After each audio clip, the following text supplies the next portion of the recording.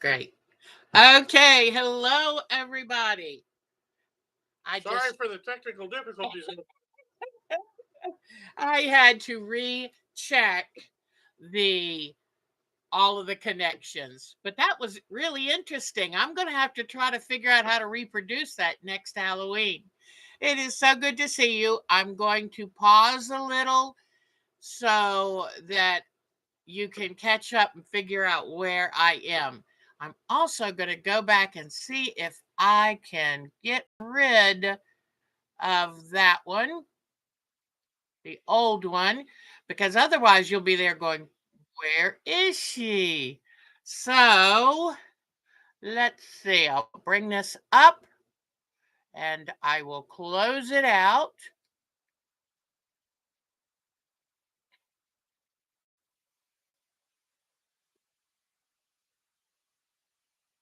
I copy the new location. Now let me go over here. And I think it might be closed out. So I'm hoping, yay. All right. So I'm not sure how I'm going to close it out, but I think it's.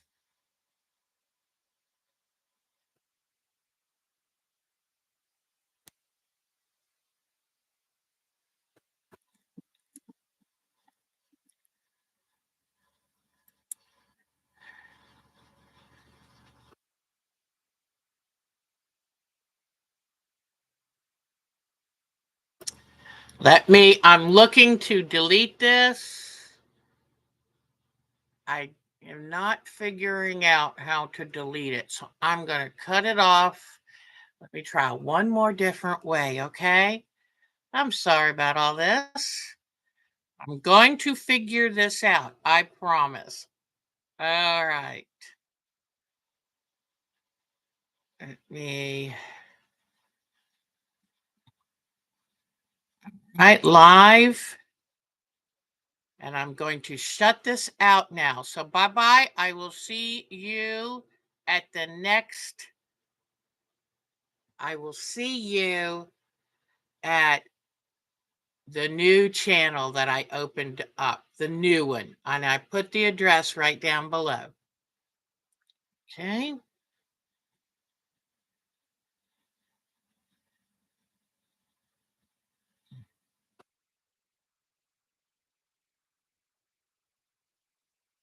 All right. Oh, good job. You found me. Yay. Yes, I don't know what happens. You know, when you buy inexpensive equipment, and we're doing the best we can, but I apologize. Svetlana is here. Svetlana, thank you. And Rose and Sonia. Hi, beautiful lady. Laura. Oh, it's so good to see all of you.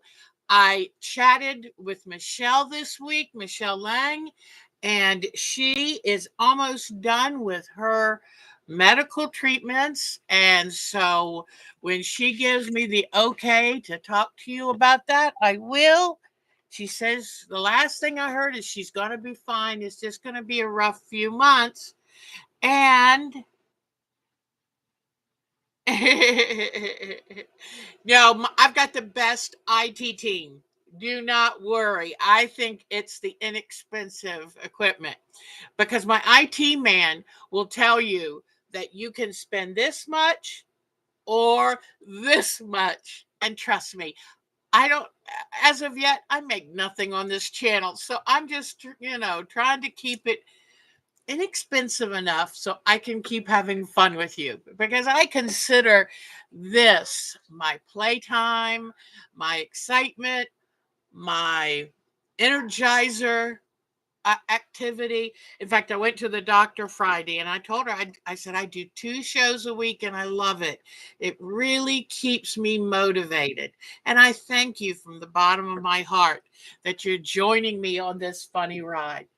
But, let me show you. I finished all of my little pumpkin pin cushions I'm going to take to the retreat with me. Maybe somebody will like them and want to buy them. And that's what I'm That's what I've been busy on. And in fact, it was 20 until 3. I had not heated up my curlers, curled my hair, put my makeup on, gotten dressed, nothing. Because I've been running around like a crazy woman. But it that's because some people would have said, well, Deb, why would you do a show the day before you leave on retreat? And I would say, because I'm going to miss y'all. And I just got to have my fix of hour time to quilt. So, but anyway, I did pretty good with my doctor's visit. I told her about my sciatica treatment. I was telling her about my vertigo, and I said, well, it's not fixed itself. I keep trying to do exercises to fix it. And supposedly, when a crystal comes loose and it makes you have vertigo, you turn your head to that side and you fall back on the bed, and you're hoping it will go and reconnect where it's supposed to be. But it hasn't been working for me. But I told her, I said, I think I'm just getting used to it. She said, no, it's getting better. You don't get used to it. Vertigo is vertigo. You don't just get used to it. So she said, it must be getting better. So I said, okay. I said, don't send me to any kind of physical therapy for it yet, or to the audiologist to figure out what's going on. I have had this problem for 30 years, 35 years probably. So, and it's only, I told her it comes up once every 5 years. It's not usually an issue. And usually it will go away. And or that little treatment works. But she said it must be getting better, so I'm thinking it is. And so I told her I'm real careful going downstairs. Anytime if I turn in circles too much, going to grab something, going here, I feel woo.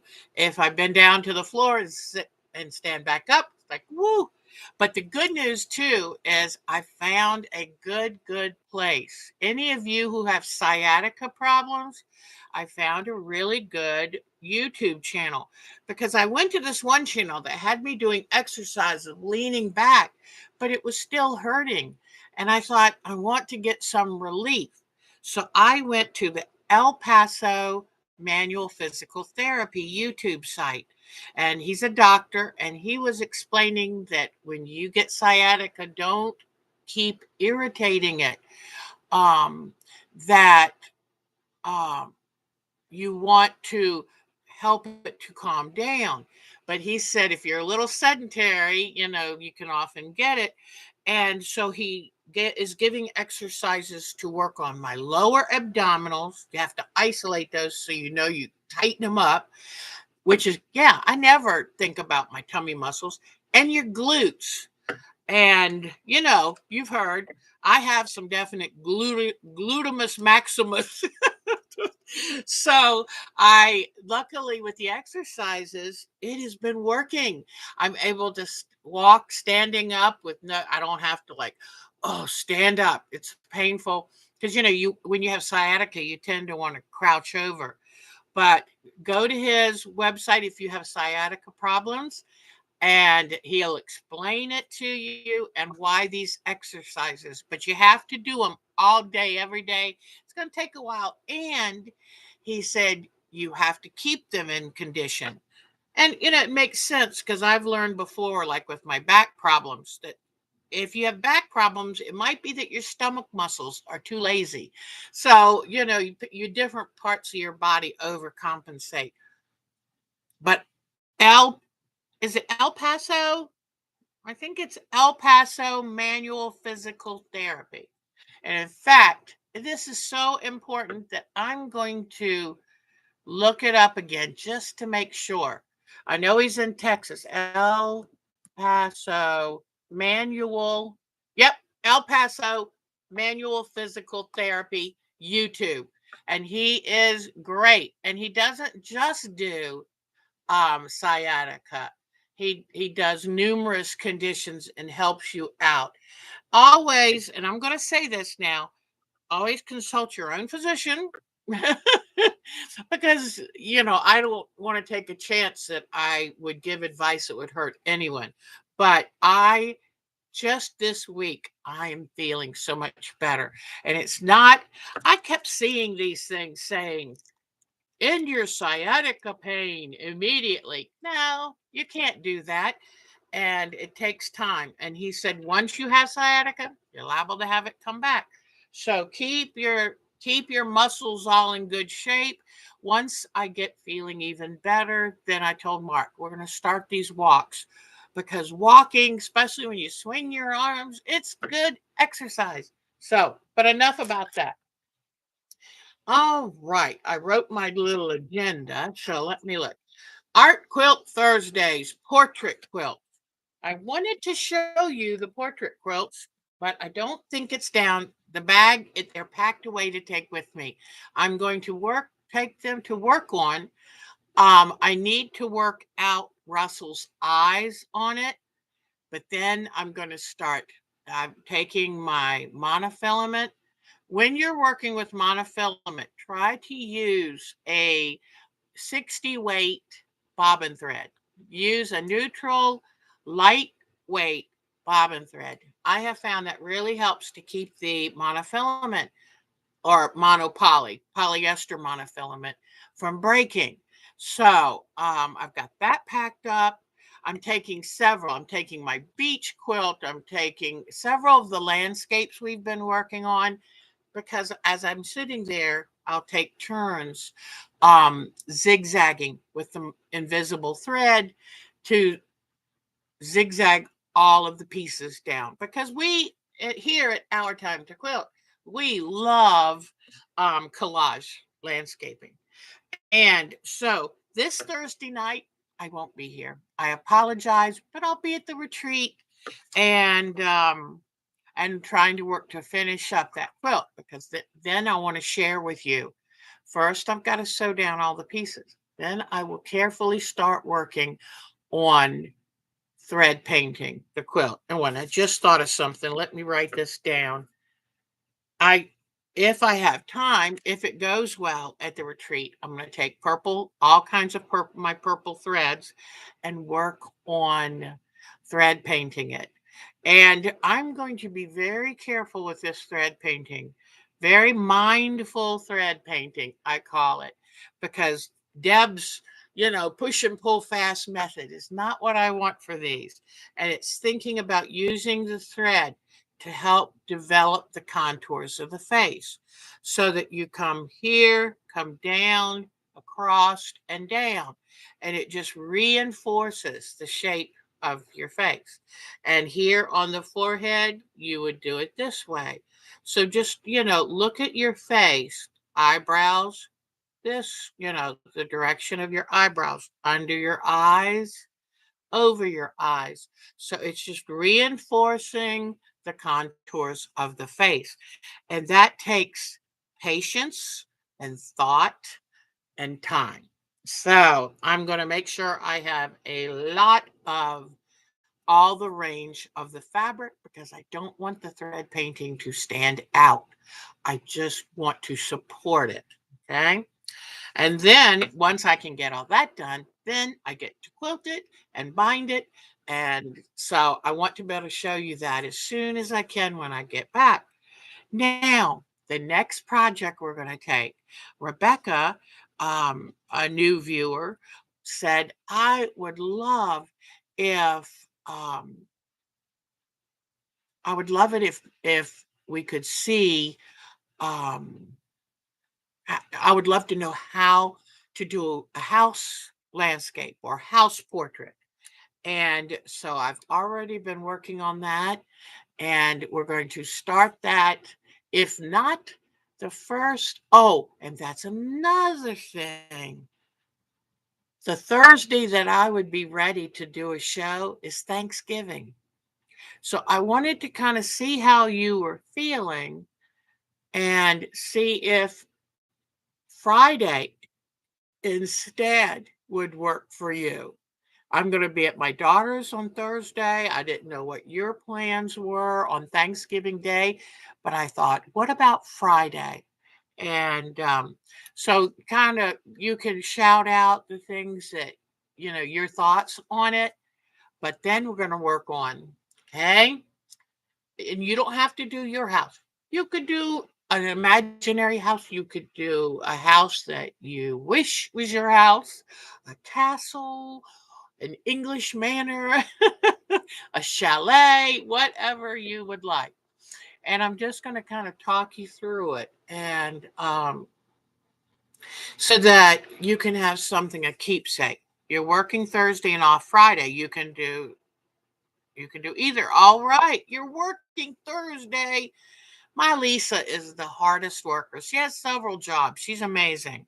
And then when she comes to um, Myrtle Beach quilt party, she brings 3 machines. It was like, what machine is she using now? Oh, there she goes. She got another machine. So Friday is good. Okay. So we'll do Friday the same time, 7:30 Eastern time. All right. There's my Jody. Be crossing your fingers for Jody. She's working real hard, and just be thinking good thoughts to cheerlead our Jody on. So, and Jody, I'm not saying what anything is. I don't tell people's business. I like everyone to send you the love when we need it. Okay? All right. Oh, no way. Lisa has all her fabric cut for Myrtle Beach. It's going to be the 3rd week of January. I haven't even ordered mine. This is the difference between Lisa and me. I'm retired. She's working 3 jobs. And they always say, if you want something done, give it to the busiest person in the room. There's something to that. Yes, there is. All right. So let me go back and see all who's here because I'm so excited to see all the names popping up. So Svetlana was the first person. Oh, so good to see you, hon.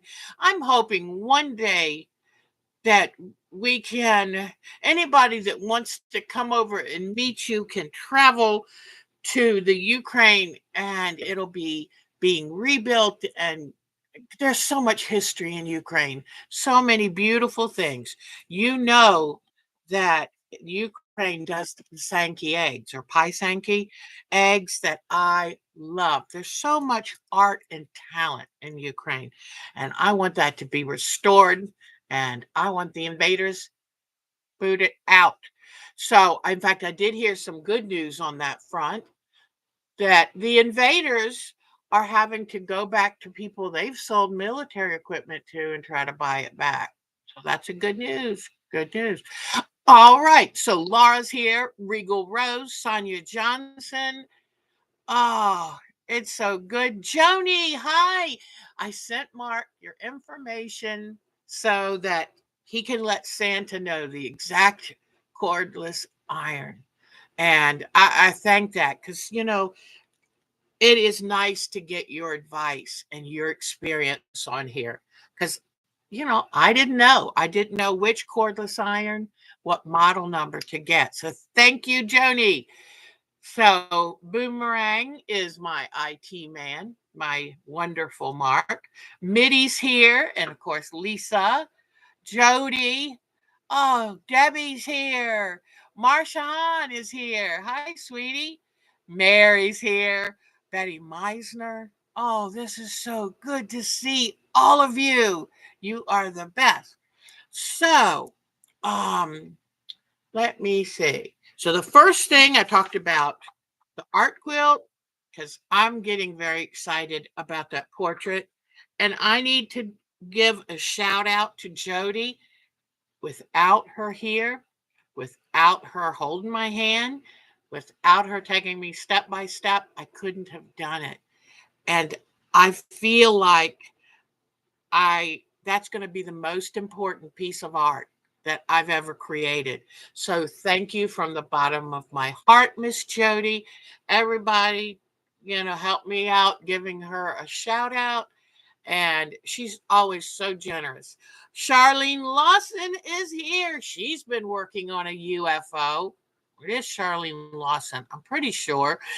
We have 2 Charlene's. It's like, okay, one of them is working on, and Kathy Klein is here from Illinois. And also, can we give a shout out to Miss Jody's State of Ohio for their vote? Are we proud of Ohio or what? Let me tell you, yay, Ohio. Thank you so much for going out and caring to vote. All right. And so Mary's here. It's so good to see her. So Crafty Pat, oh my gosh, there's Pat. And yeah, Pat has been busy. She had her granddaughter come visit, and then she's been working out 2 blocks in the photos from her. And I hope I didn't miss anyone's photos. I started looking through. I'm like, get your act together. Yes. Oh, hi. Oh, we love them. So, okay. And we were really, really happy and excited and proud of Ohio. All right. So, yep. So this week, no Thursday night. The next week, it'll be on Friday, and I'll make sure to load it so that it's ready. In fact, I think it's all ready. I think I already preloaded it. All right, so now I'm preparing to attend a retreat. I've got things to do, like deciding which rotary cutter to take and sharpening the blade. I'm going to probably take all of my favorite snips, but they need to be sharpened. When you go to a retreat, you can't just go, oh, darn, this is so dull. I'll go to my sewing drawer and get another one. Nope. And so what you do, make sure that you are ready. Now, if you look at my bobbin case, it's a mess. So I also need to wind a bunch of bobbins in the colors of threads I know I'll use. So that's on the list. So in fact, I do have a list.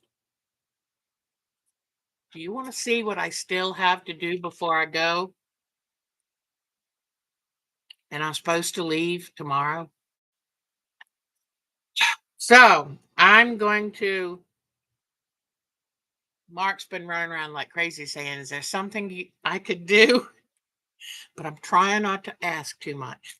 Oh, I wanted to tell you this. Was it Bonnie that asked if anyone knows of glue basting on quilts?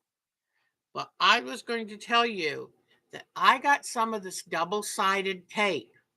And do you remember that I sewed curves? This did beautifully. And because I was watching a YouTube about how clothes are made on a massive scale, I think in China, and they were using this. They don't use pins to pin things together. And if they're going to sew around the bottom of a pocket, something that could be tricky, they have an actual stencil. They lift up this plastic, it's a hinged, they lay the fabric in, and the fabric where you're supposed to sew it, I guess they make the stencil for each exact piece, but they had a slot on the top and bottom of the stencil. My fan is freezing me out here. Let me turn this off. Whew, I was getting cold. Okay, so they have it's stenciled, and they flap the pocket in and put it under the sewing machine, zip around. Then for other seams, and I also found they did this in Korea when they were making like leather jackets and high-end clothes. Everywhere they were going to sew, they put double-sided tape. Now, this is not the kind with foam. You don't want the double-sided foam. You want the thin double-sided tape. So I bought some to try. I'm going to take this with me to Myrtle Beach because some of those tricky little shapes in the Alaska quilt may just need some double stick tape. So I wanted to let Polly came up with a great advice that they have some adhesive sprays. And I really try not to use the adhesive sprays because I have asthma. But I can use this. But a lot of people love the adhesive sprays, and there's all different kinds. There's even adhesive powders if you want. And the adhesive powders aren't going to bother your lungs as bad as the spray. But okay, so I am actually in a few minutes going to show you how I sharpen my scissors, how I sharpen my cutters, and you know how to wind a bobbin. But I'll probably tell you a little bit about how do I decide, what colors.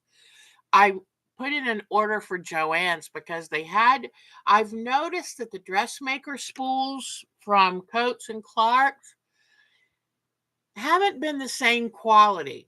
I found the thread wasn't smooth and nice. I don't think they mercerize it anymore, but I can't tell you for sure. But it just looked a little skippy, bunchy, thin. I don't know. So, what I like the best is the dual duty XP. Now, you can even just see. Um, Let me see if I can show you. This is just more fuzzy looking. This has a better sheen. So I like the XP best. And Joann's had it on sale through yesterday, I think. And for 500 yards, it was $249. So I put in an order for 5 because gray is the color I use most. They didn't have any more in stock. That shows quilters now realize, hey, stock up when it's on sale at half price. So, but they were so kind. They said, sorry, we're out on this. But here, use this code and shipping's on us. So I got real busy and put in my order. So anyway, but I just thought I would tell you because I keep the threads that I buy on a routine basis are black, white, a cream or ecru, and mostly gray. I buy 5 times more gray than anything else. It's amazing how gray thread just tends to just kind of sink into, you know. Oh, and boy, I got these I think from the retreat, and I think yep, this is Superior Threads. This is nice stuff. Luckily it was a gift because I'm sure I would have a hard time affording that. You got to be careful on a fixed income like me. And I'm sorry about my nails. I had them really long, and then when I replanted 20 plants, I messed them up, and now they're a mess. All right. So I'll show you after our show and tell. I'll show you the basket I take and what I keep in it just to kind of give you an idea if you've never been to a retreat. Um, I have packed my Mark's going to stay here and take care of the dogs and everything, but and luckily he works from home all this week, so that's great. But I need to pack. This is how I tell people so far as projects. Pack projects you want to work on. I looked at 2 different quilt projects, and one of them just says, that's a lot of concentrating. My first reaction was, oh, I don't want to work on that one. I know I should, but I don't. Anytime you say the word should, X that off of retreat. Should is a word to make you feel bad. That's not what you want on retreat. So I took the project I was excited about working on. Now, because I've had sciatica problems, I'm not going to take as much. I'm not going to take my design wall. I'm probably going to be sad that I don't. But I've got to carry and roll, and I've got to empty the car into the room and then put it all when we're done back into the car. I have to be careful. I mean, I'm 67 and a half. So I have to be more careful about what I take. So I'm cutting down. I'm paring down, which actually feels good to me because I've been a little overwhelmed lately. So I'm only taking, instead of taking 6 or 7 projects, I realistically think I'll work on 3. So I'm taking 4 or 5.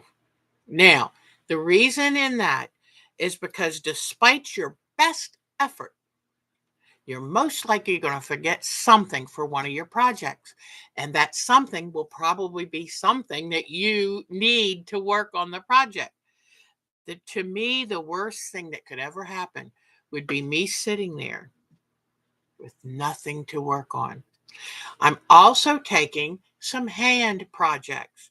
Remember when I was making the real cute little they're chickens. They're um prosperity hens. I was working on those. I'm taking those to work on because I want to make a set for my daughter Katie. I'm also taking my UFO, that's my current UFO, which is the Alex Anderson Neutral Blooms. So I've got those two hand projects and even a crochet hand project. Because there might be time my brain is burned out on sewing, but I can do crochet.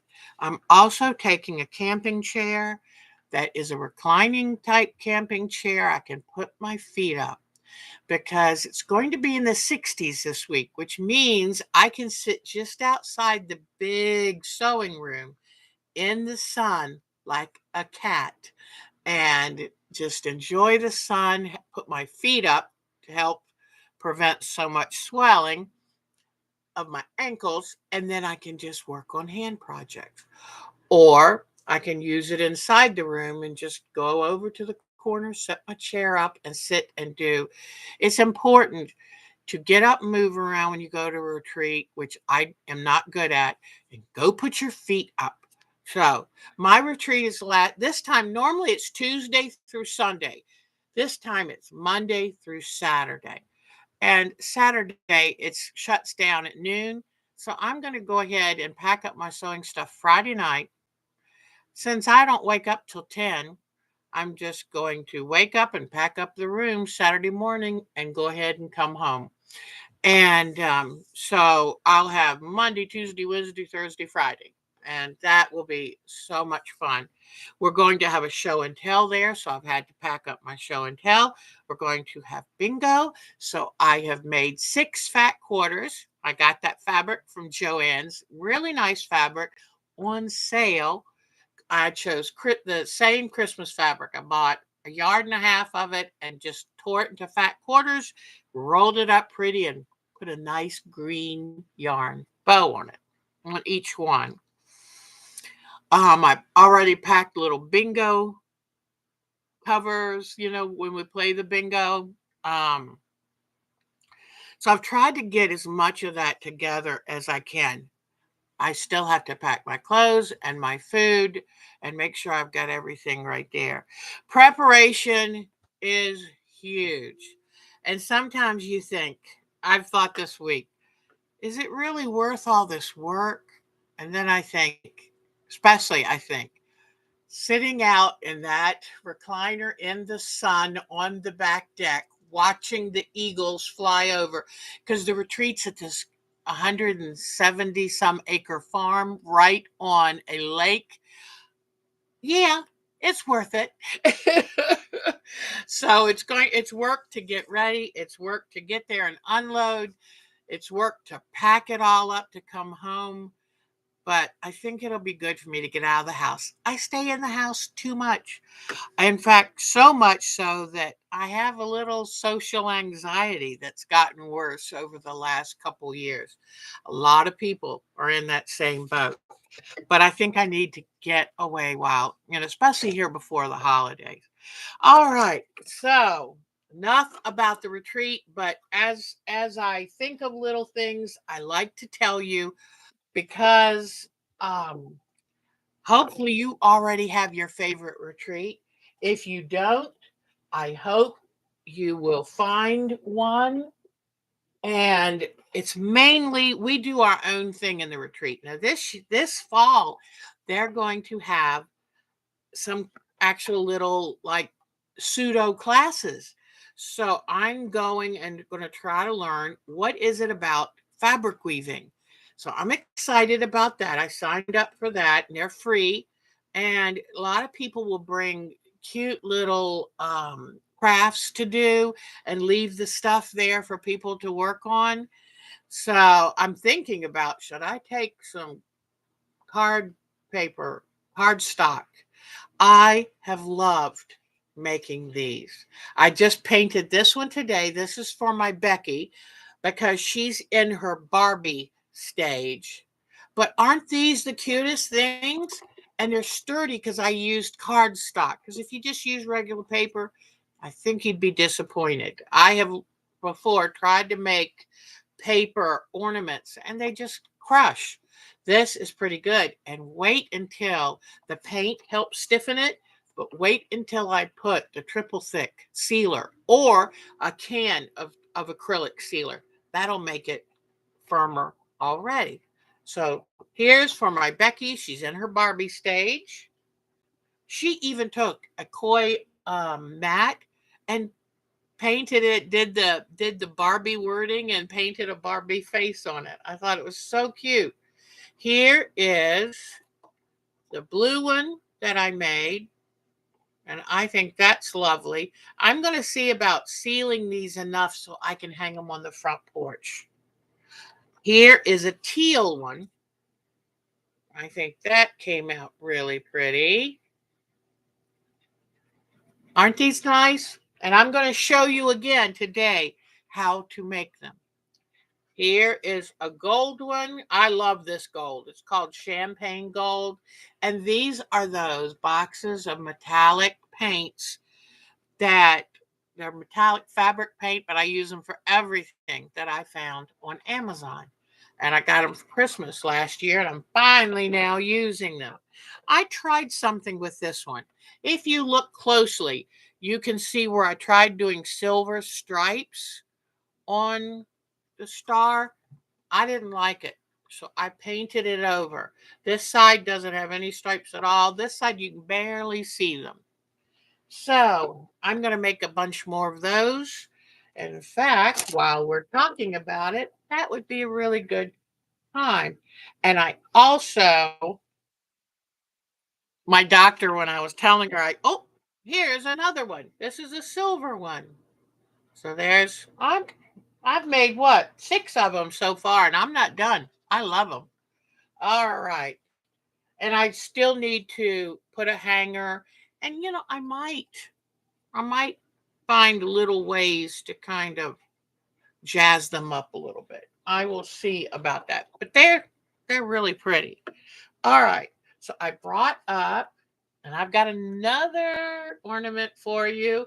When I was telling my doctor I do 2 shows a week, she was like, "And do you come up with new ideas each show?" And I said, "I try to."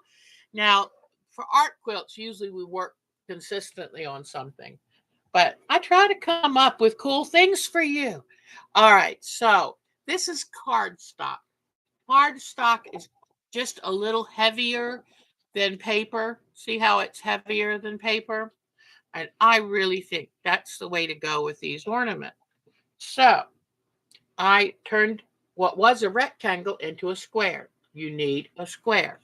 Now let me see. I put away my bone folder, but let's see if I put it in a good place that I can find it.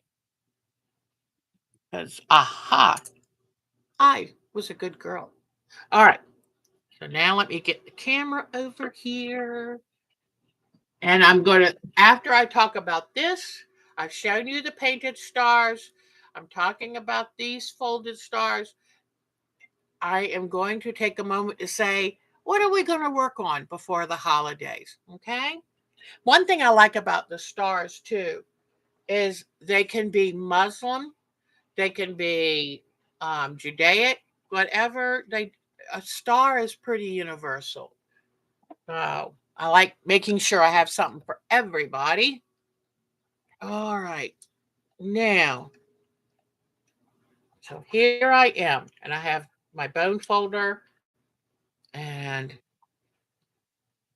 so I took this paper, measured across here, used that measurement, cut the excess off just with scissors. I didn't make it difficult. And with the leftover strips, I cut these because this is something I've added to it, which makes it a lot more um, Oh, well, one day, Jody, I'll keep talking to you some more about it because they are nice. They really are nice. And believe it or not, I tend to sit at the end of a table kind of by myself.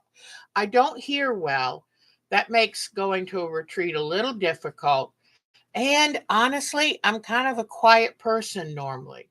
You would think looking at me on here, oh, she just a chatterbox, and so no, I'm kind of quiet. So let me move some good light over here. There we go. All right, so now I've got this square. What I'm going to do is I'm first going to bring it down. Let me get my glasses on or I can't see anything. Oh, and I wanted to tell you, my health was really good when I went to the doctor. I lost 1 whole pound. Oh, whoopee. I'll take it, but I need to lose a lot more. She said, cut the carbs down. And I'm like, oh, but I love bread and pasta. Nope, cut the carbs. Okay. So, but I'm still, controlled with my type 2 diabetes, and she liked that I was exercising, and so I think I had a pretty good. Oh, and my kidney function is great. So I'm a happy girl.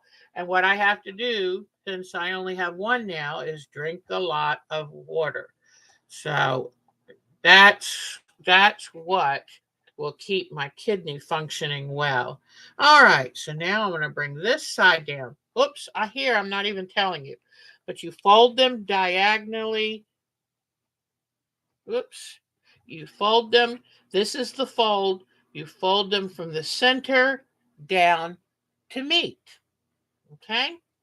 Now, once you've done that, then you're going to come in here with your scissors and you're going to cut it. Let me grab my ruler. You're going to cut it just a touch less than 2 inches. So, and this is important because it has to be pretty exact so you don't have an opening there. I did it 1 7/8, and I know that sounds really picky, but that's about where it's supposed to be. If you cut it too little, then it'll tear when you try to fold it. Oh, potato chips are my bad thing. Oh my goodness. Potato chips. Yes, I have to stay away from those. Honestly, to the point of certain things, if I'm in a mood for it, I have to keep it out of the house. So it's hard. It is really hard. All right. So here I go. But I'm going to, I'm feeling so much better now with exercising. Oh, and so I think that my vertigo, when she told me no, that means it's getting better. I'm real happy. Because that can ruin your day. I told her it makes me feel nauseous. Ugh, I hate it. All right, so now see what I've done. On the halves, I've trimmed in. Okay? Now what I do now is I lay it with the side that kind of wants to be flat, doesn't matter. And I take this side and I fold it right to that crease line.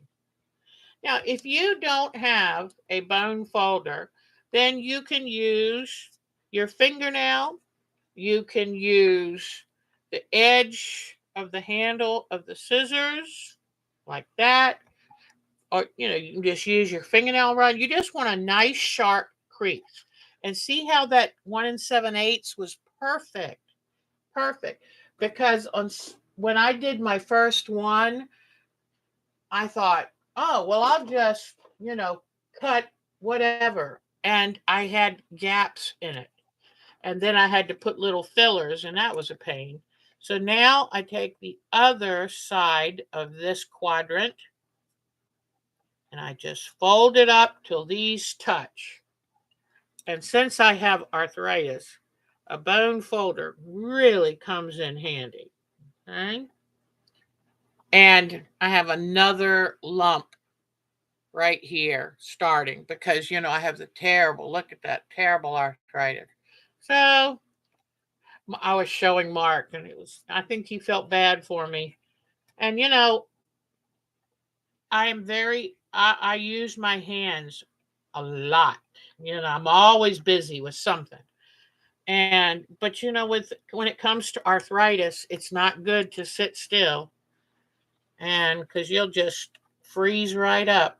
So it's a thing of, well, I've probably put a lot of use on my hands, but then at the same time, if I stopped using them, I wouldn't be able to.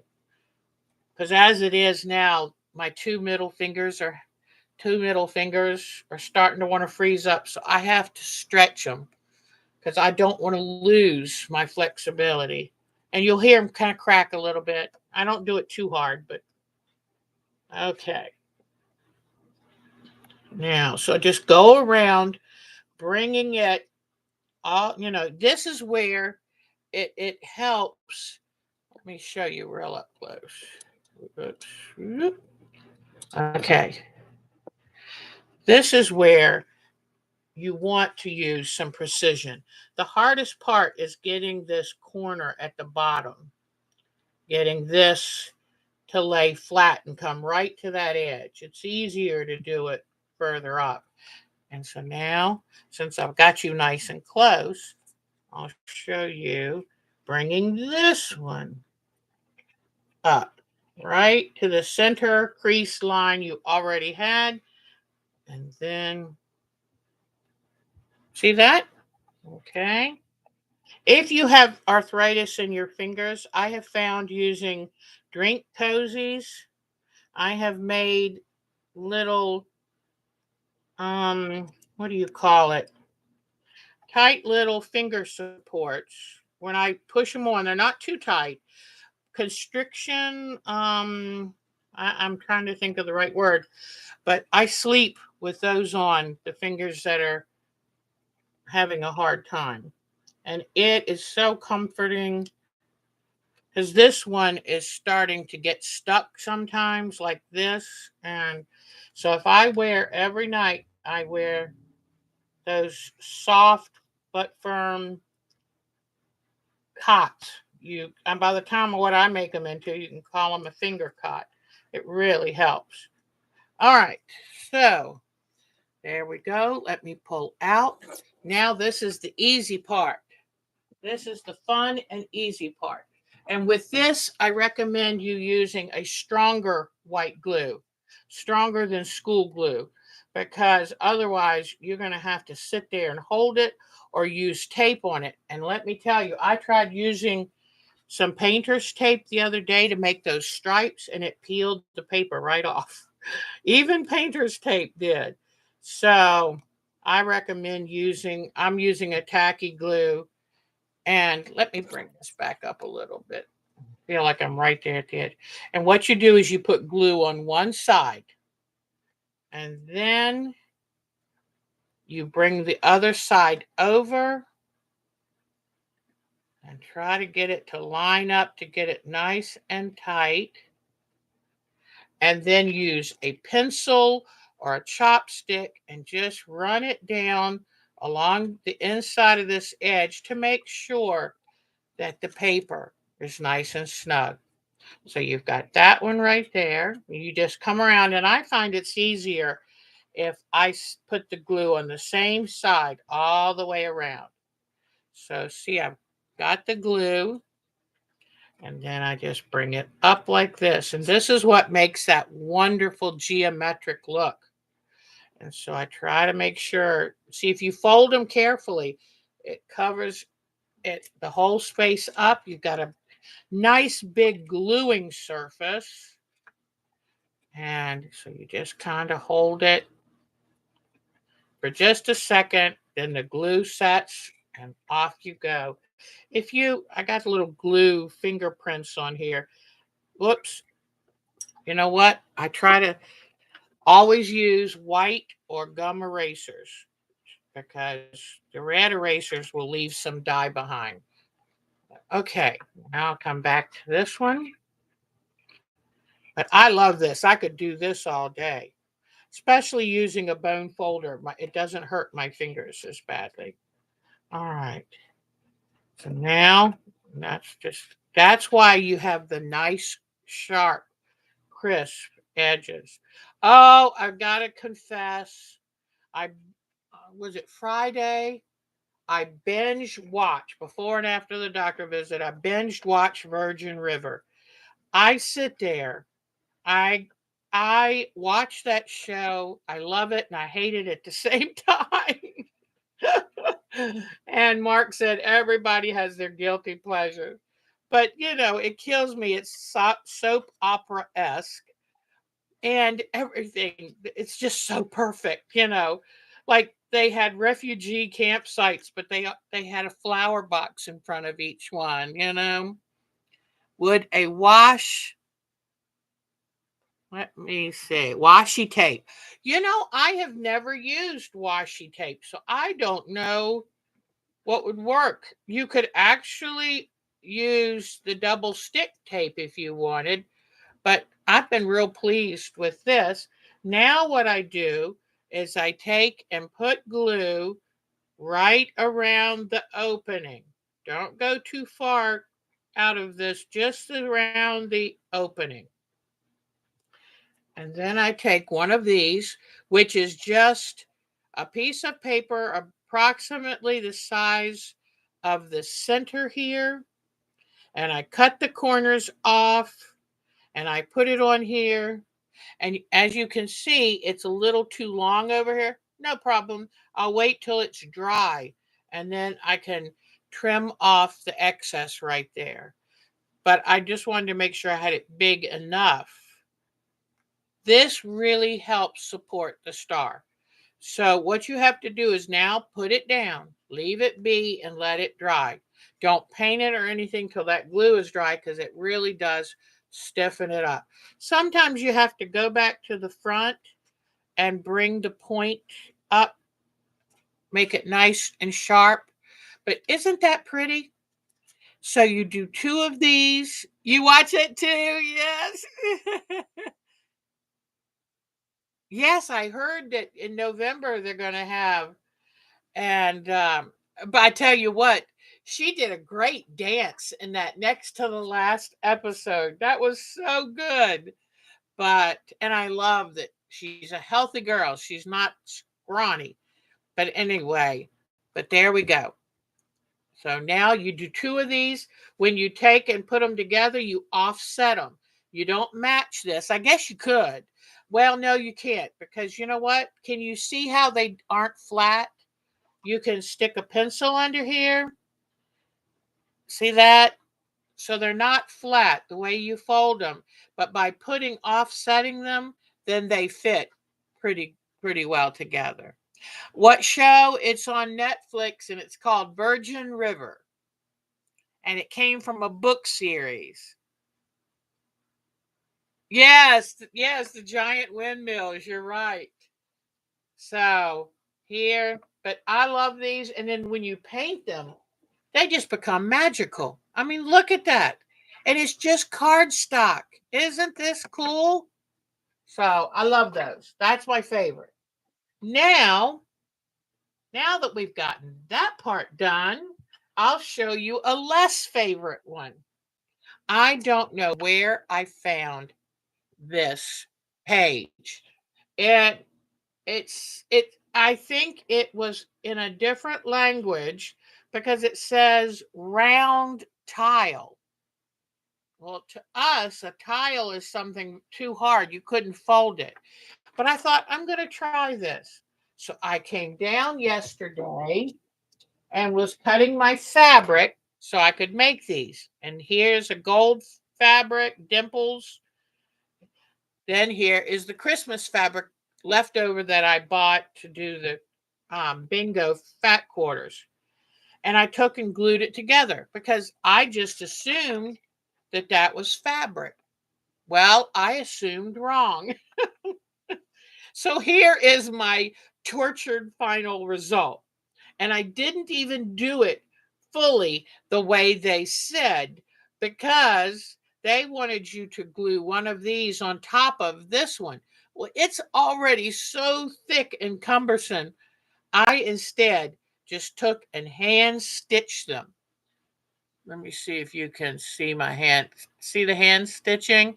I just took 3 pieces instead of the 4 they recommend and hand stitched them together. And there is my ornament. I will never make another one again. This is a one-off. I tried it. It was hard. Talk about hard on the fingers. And I ended up cutting out some excess fabric because it was so bulky. There's the back of it. And so I used glue. I glued the 2 pieces of fabric together, and then I glued, when I did the folding, I guess you could say it's origami. So let me show you real quick how this is done. And then I made a paper version. So I will show you that too. All right, let me get my iron heated up here. Okay. But I also have a paper version. So in this one, you take, I went ahead, oh, I know what I wanted to show you. I've had this in a drawer. Somebody gave this to me or something, or I got it off of a freebie table, I assume. And it's called a circle cutter. And boy, did this work great. And it's got a rotary blade, a 28, what is it, centimeter rotary blade in it.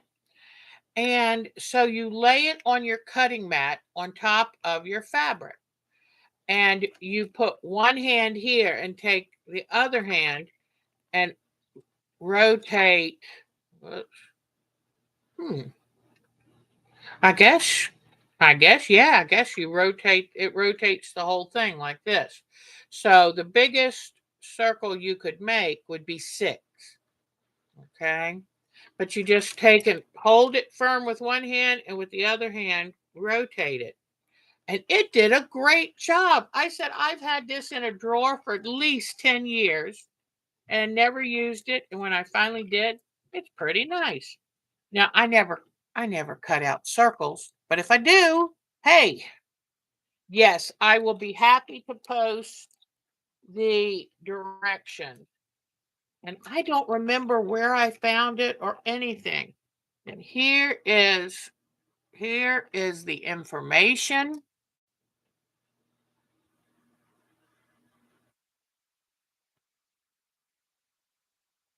Graph graphics and text. So that's all I have for it as to where did that come from. I collect everything. Oh, the circle cutter. I got it in this kind of small bag.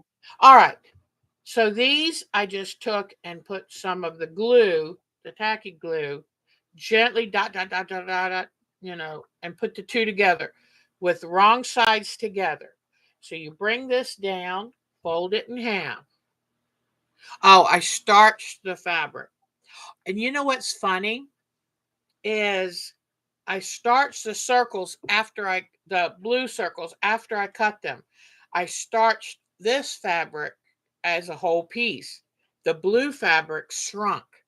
The whole piece didn't shrink. I mean, it probably shrunk, but when I so I had some accurate circles and some shrunken circles, but I just trimmed them to match. All right, so all this origami stuff, I tell you. But what you do now, you've got half and half. So now you have 4 quadrants. Okay. You come to a quadrant, you fold it from that crease line to this one, kind of like you're doing a cathedral window fold. Okay. So you press that, then you come to the next one. Now be careful. This part gets a wee bit hot. I was like, yikes. I told Mark last night, if we're going to rob a bank, we need to do it now because I think I burned off all of my fingerprints. All right. Now, you know, one thing I can go ahead and do when I iron these, one thing I can do is just come along here with a little bit of glue that'll now hold it in place. Okay. I had to learn what things I can glue early, what things I have to wait to glue. Okay. And that way, if you glue them early, you can come back over them with the hot iron, help dry that glue, set that glue pretty fast. Okay, then I do the same thing here. Just bring this crease down from the crease line that I made. Okay, and then put a little glue on this. The reason it's not made for fabric. You got to have the contrast, but it's too thick. It doesn't want to fold pretty. Okay, so now I'll do the last crease, which is right here. But be careful, these irons get hot. All right, so here's the last crease. Let me put a little glue. All right. You just basically just enough to hold it down, hold it in place. Then when you get that done, you turn it over and give it a nice little crease. Now I've noticed that these little edges here can get a little bit stringy. So if that's the case, I just kind of nip them smooth again. Okay. Now, the next thing you do is you lay it like this. Okay, so you do the pretty side. This is just the filler side. Lay the pretty side like this in this shape with the point at the top. You take now and fold this halfway up. I'm going to give it a good iron, just keeping the creases nice and tight. Whew. Then fold this tip back to here. So you fold it in half, and then you fold this down, and I'm going to go ahead and put a little bit of glue just in that lower half, and then fold this down. And you notice I did it in a straight stripe, because then I'm going to come in here. This is going to have to be folded again, and it's just too much fabric. So I'm going to come in here and cut out this excess, because I already know that I don't need all this extra thickness in here. So, and I know you're not going to want to do fabrics, and I've got the paper and I'll show you how to do that. So now here we go. I've got this. Now what I'm going to do, and the directions are very unclear with how you do it. Here is the next direction page. It shows this part I've just done. Then it shows this, and I thought, well, how does that split to do that? I'm going to show you, okay? You take this and you fold it up. Here's the crease line right here. You fold it up like this so that this comes about, not quite an inch from this point. So see this? It was like this. You just bring it, tucking this part under, bring it up to here. Now, while you've got that, let me go ahead and give it a quick little first press.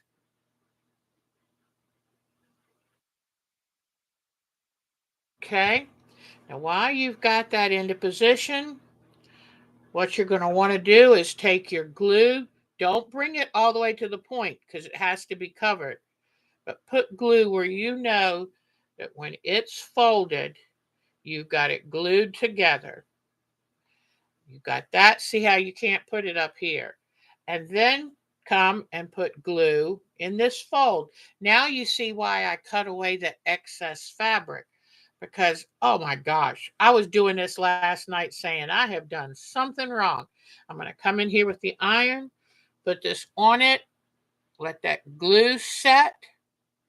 Yeah, it does get bulky. And okay, then I do the same thing on this side.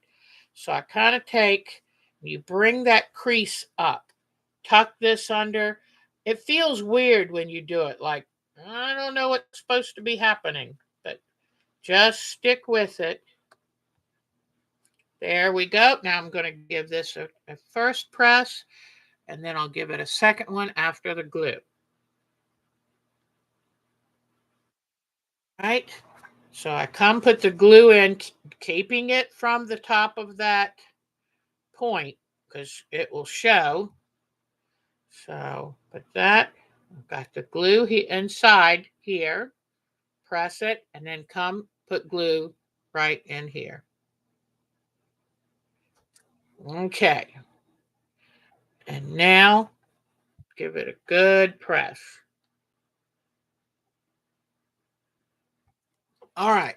Now the way the instructions told me to do this, because see, I made, these are 3 separate ones.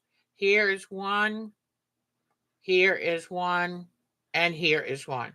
You're supposed to have 4 to it. And what they wanted you to do is join 2 pieces, like just think about these 2 pieces right here. Here's one piece, here's 2. They wanted you to overlap this one. Well, it is already so bulky. I said, I'm not going to do that. I'm not going to waste that fabric by covering it. So that's why I instead used 3 and just stitched them. And that, yeah, they don't lay flat, but I think that kind of makes it look a little better. And then I'll hang it from the center part like that. And so that's that. So now it makes a lot more sense when you use paper. Now I'm going to tell you exactly how I did this, okay? I'm going to tell you exactly. I went online and typed in to look for a Christmas mandala or mandala, Christmas mandala, and because I wanted a Christmas design. And the reason I did mandala is I knew I needed a circle, and that mandala means circle. So this was really cute. It's got little snowmen, and it's nice to have the repetitive pattern. So I printed 4 of those. Then I went and typed in gold paper. It came up. I made it the right size and printed 4 of those. See? Hi, Gigi. Oh, from Maryland. I used to live in Leonardtown, Gigi. Nice to meet you. Lived in Leonardtown for 21 years. So there's the paper. I printed out gold paper. Be careful, the glue kind of stuck here. And then I did the same thing with these. I put a little glue on the inside and put the pretty sides facing out. Okay. So now I'm going to do the same thing I did with the fabric circle.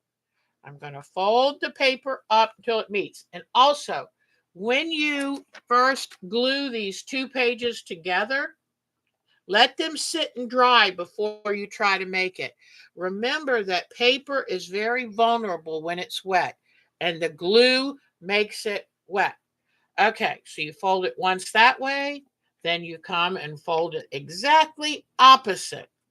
Okay, like this and like that, using your bone folder. I've got glue on my finger because it fell on the iron, and I didn't want to waste it, but that's silly. Okay, here we go. So now fold it that way, fold it that way. Then turn it over, and don't worry about that ugliness because remember, we fold from this crease to this crease. And I'm thinking, boy, would some glitter paper, you know how you can get paper like for scrapbooking? I'm going to be looking for a scrapbooking paper sale. And you can make these any size. On the direction it says use a piece of round 2 3/4, but I wanted to make it big enough for you to be able to easily see. So, but you could just have 4 insides of less than 3 inches and 4 outsides of less than 3. And then now you take this and fold this. This is your last one. Now, you can either go ahead and just put a light, and here is where you may be able to use a white glue, but I found one seller on Amazon that was selling, I guess it was these 8-ounce bottles for $2.44. I was like, send me several. I love that. So, all right. Because tacky glue is wonderful when you need it to stick and stay stuck right now. All right, so there we are. Now we're back, and you can just double check that all your lines are very crisp, because that's what makes it look prettier. So now here I go. And remember, I put it pretty side facing up with the point up like that. I come up to the half point right here and just give it a nice crease. Then I fold this down to here.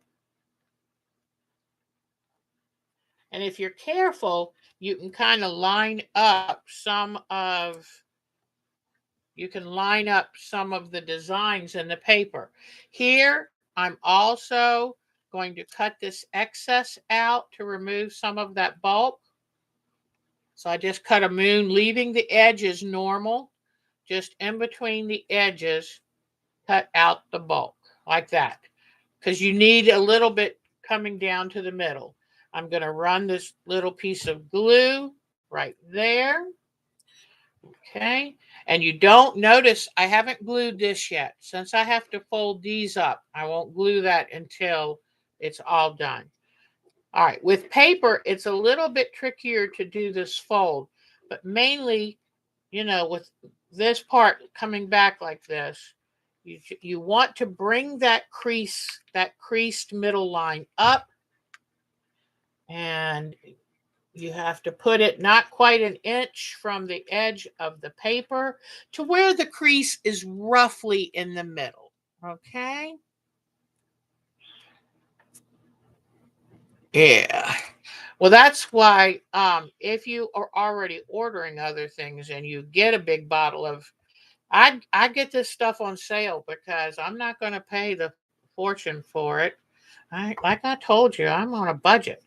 All right, so now I put glue down in here, and then I'm going to tack a little bit of glue right in here.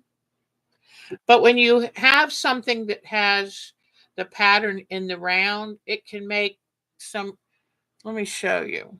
It can make some cool little designs when it kind of matches up. All right, now I'm going to do this one, and this is where it's tricky to fold. Okay, so you put your fingers here and you bring that crease up to the middle. Let me bring you in a little closer so you can see for sure what I'm doing.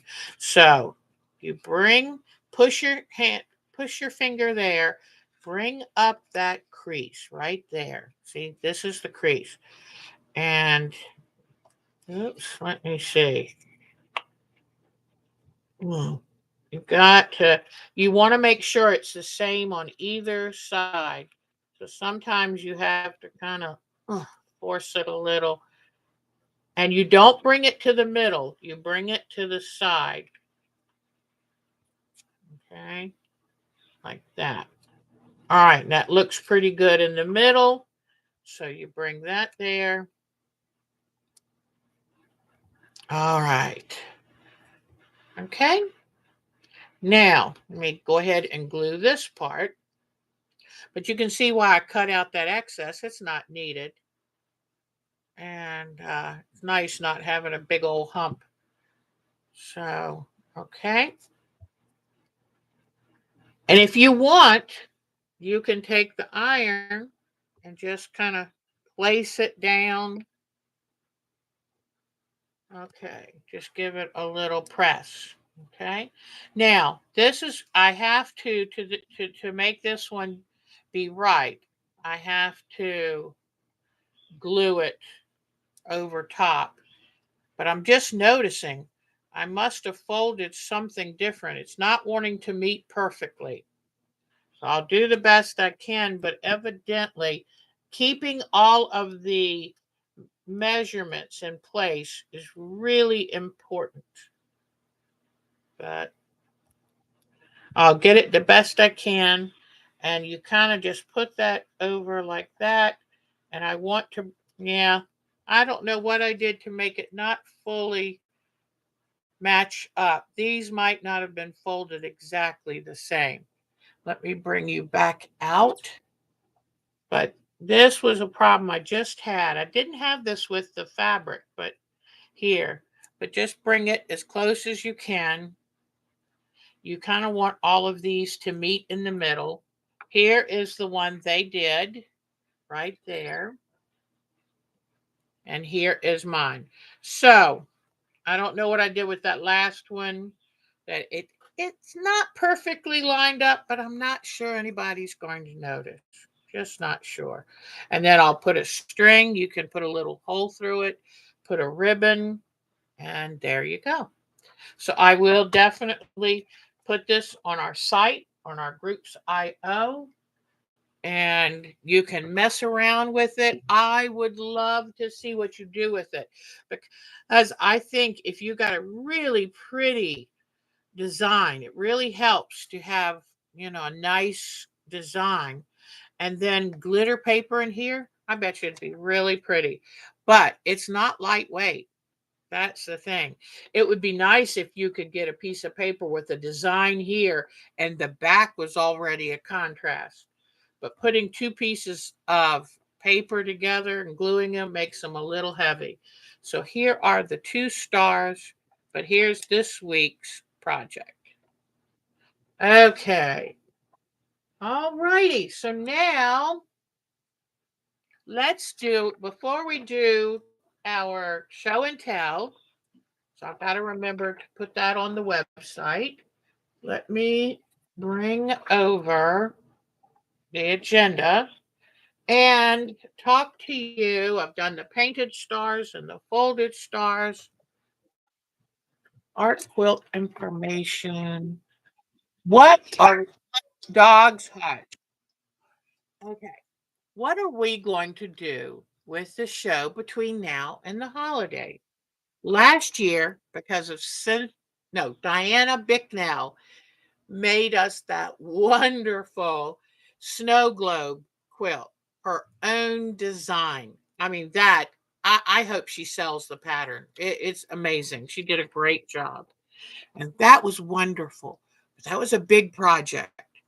This year, just the window is got a little bit coming in. Um, this year, I'm not ready for a big project.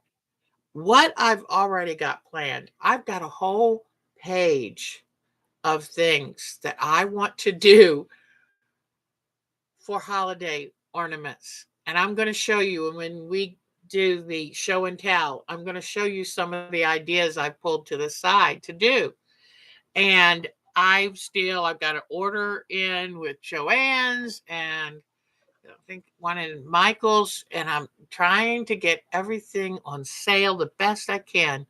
I told Mark I want to take a folding table. Probably that one. I'm going to have to put that fabric away, and I'm going to get the folding table and set up all of my craft supplies. He said it's going to take more than one. I said, you're probably right. Luckily, we have two. And I want to line everything up for my craft supplies because I was hoping to have the room fully cleaned out so it would be easy to find stuff. I don't have the energy or the time. And so when I get back from the retreat, I'm going to have 1 month, just over 1 month to get all this stuff done because I don't make just one of everything. I make 6 of everything. So each of my kids or grandkids, grown grandkids or whatever can have their own. So I was going to talk to you about this. I hope you won't mind if we don't do a big quilt project. I am too tired to design it right now, and I'm too tired to focus on it. So, what I was going to tell you is I found the cutest thing, and it's a wall hanging. It is so cute. And each of you can go get your own free pattern. It is from Fat Quarter Quilt Shop. I love them. that, this woman wanted to stay home with her children and thought, I'll do a quilt business from home, and started, collecting supplies and stuff to sell. And now she's got this amazing, well-known company, well-loved company. Here is the pattern I'm thinking of. Now, let's say you don't celebrate Christmas. You could do it in blue and silver for Hanukkah. You could do it as a winter quilt. Nothing to do with Christmas. So I think it is pretty non-specific, and I love the idea. My colors are blue and silver anyway, and I'm thinking of making it so that I can keep it up all winter, not just Christmas. Christmas just lasts a little time, but winter is months. So if you go, in fact, let me give you the link. I have the link. She has the link. Let me find it. Let me see. It's, whoops. Oh, and I have to remember to tell you too that I worked out with my doctor what to do about my trimmer. So I'll get ready and tell you. Come on. Okay, here we go. My battery might be getting a little wonky. The address is www.fatquartershop.com/half yard wreath product. There. Go right to that and print out your own.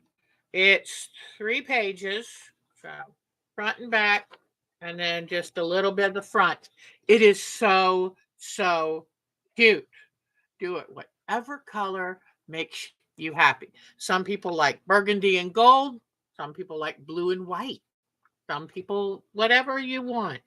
And it says you're going to cut 9 4.5 by 8.5 rectangles, 1 2.5 by width of fabric strip, 6 total, and then background. It shows you the measurements, and then cut bow fabric into, and it looks like the cute bow is going to be like a raw edge applique on. And you know what? I'm going to make my bow bigger. And you know what else? I'm going to probably sew bells on it, or little baubles, or whatever. You can decorate it however you want. The finished size, 52.5 by 52. That's not a wall hanging. Okay, it's a little big. So it says you need 1 5/8 yards background fabric, 6 half-yard cuts of color, 3/4 yard bow fabric. No, there's no way. So I think this is going to be one. I'm going to shop my stash. And that's why I keep white and black fabrics in bulk, cream fabrics, whatever. So we will start this after Thanksgiving, not before it. I I hate where Christmas thing commercials start before Halloween. Nope. We will start it after Thanksgiving. So, but I thought that it just looks so cute. And I'm sure that I could cut the size down if you wanted to make it smaller, because 52 by 52 is kind of big. So anyway, but isn't that cute? Thank you, Fat Quarter Quilts. They do beautiful instructions, so simple, easy, and it's just brick quilting. Nice rectangles, fast and easy. Don't you agree? Looks very, very, very simple. My style. So that's what we're going to do. We're going to continue every Sunday. I'm going to have the latest and greatest Christmas ornament to do every Sunday, and then we're going to work on that. And I will continue to work on UFOs because I have to. It's too much not done. Over 100, remember? So when Charlene today sent me a picture of the UFO she's working on, and I'm going to tell you, these pumpkin pen cushions I made, I love it. I love the texture of the fabric. I love the solidness of it. It's not too heavy, but it's solid. This is my new favorite pen cushion. Love it. So, you know what I should do? Use one of these stands and put it on. Oh, oh, that would be so pretty. This is an old-fashioned bobbin back when everything was made of wood.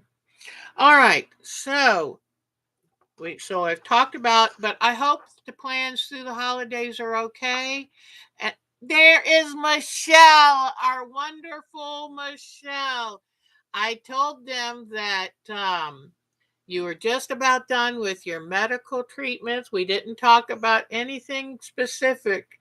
And I said that it was so nice to touch base with you again. So, Michelle, we love you being here. Oh, these are the scissors I love best. These are by Fiskar. See these? They're Fiskar snips. You can get them from Amazon for $9.99.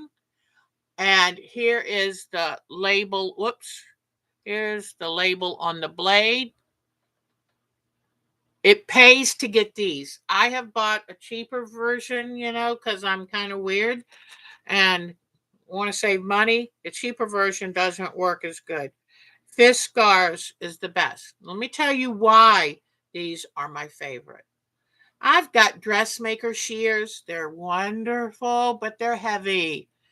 And with my arthritis and my knuckles swelling up like they do, I'm trying to clean it up a little bit because what happens is I work with them while I'm working on glue or whatever, and they just kind of get messy. But this is a very soft, easy grip material right there. I like it because they fit in my hand. I mean, I think I could forget they were even in my hand. They fit so comfortably. The non-grip, the easy grip fabric material right here. Look at that. I can turn my hand upside down. Now, if I open my fingers out, they'd fall. But see how easy they stay in my hand? And I only have to exert pressure one direction. When you put your fingers in regular scissors, here are my dressmaker shears, you have to pull them open and close them. Pull them open and close them. If you have arthritic hands like mine, it hurts to have these metal bumping up against your joints. So, by doing this, there are no holes that I have to put my hands in, and I only push them closed and they pop back open. They have got a spring right there. That's why I have 3 of these puppies because I never want to be without them. I keep one downstairs, I have 2 for upstairs. So they're always with me. For $9.99, this is a must have. This is too important for me, and it is because of my arthritis. But Fiskars, and you can get them from Amazon for $9.99. And I was tempted the other day to get yet another pair, and I thought, we can hold off on the 4th pair. All right, so let's do, and thank you for asking questions like that because that is something I want to do. I want to share with you things that work for me and make my life easier. Because of my carpal tunnel and arthritis, I love the Martelli seam ripper. The Martelli rotary cutter. I love those senior moments. I just love them. But the Martelli. Oh, and I talked to my doctor. I said, I read something about having your COVID vaccinations helps make you less likely to have dementia. And she said, yes. She said they're investigating it. It's very promising. So I said, well, good, because I'm good at getting those. So anyway, but I love these because I can even, with my bad back, I can cut fabric sitting down, which is a pleasure. And it keeps my hand, especially my carpal tunnel wrist, straight. I've had carpal tunnel surgery. It's still starting to act up a little bit. Sometimes I have to wear my glove. So good tools that work with your body and don't injure you are a good thing. And I've told you about the slotted rulers I use because I've never cut myself with a rotary cutter. And I've been doing this a long time. So that's a good thing. All right. So it is time for show and tell. And then I'm going to show you how I keep my scissors and rotary cutters at peak form. Okay. And by myself cheaply. You're tempted to try that rotary cutter but haven't bitten the bullet. Yes, because they're about $24. But I tell you what, if you look at Quilter Select, you're going to pay more. But Martelli is a wonderful company. I mean, these things are built like a Mack truck. The only problem I've ever had, and I've owned one of them for 15 years, is I've had to replace the screw in the center because the blade turning tends to why over a long time carves a groove into the screw, and then the blade gets wonky. But you can buy the screws from Martelli, put in a new screw, you've got it instant. I've never broken one. They're just so sturdy and they feel good in your hand. And what you do, by the way you hold it this way, you notice I'm not trying to hold it like this. I'm holding it this way, and you put your finger there. And that's what allows me to cut while I'm sitting down. Because with my back, it's too hard to stand up and cut. So now, but I can do glute exercises and I can do lower stomach exercises.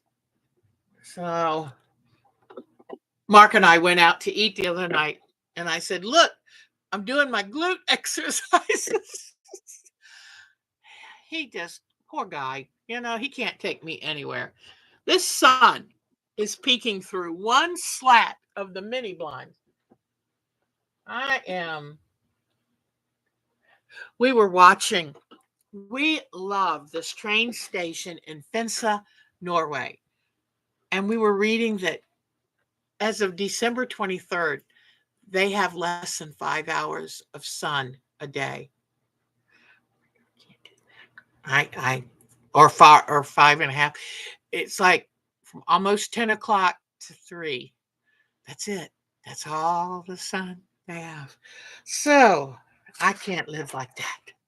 Anyway, all right. Let's do.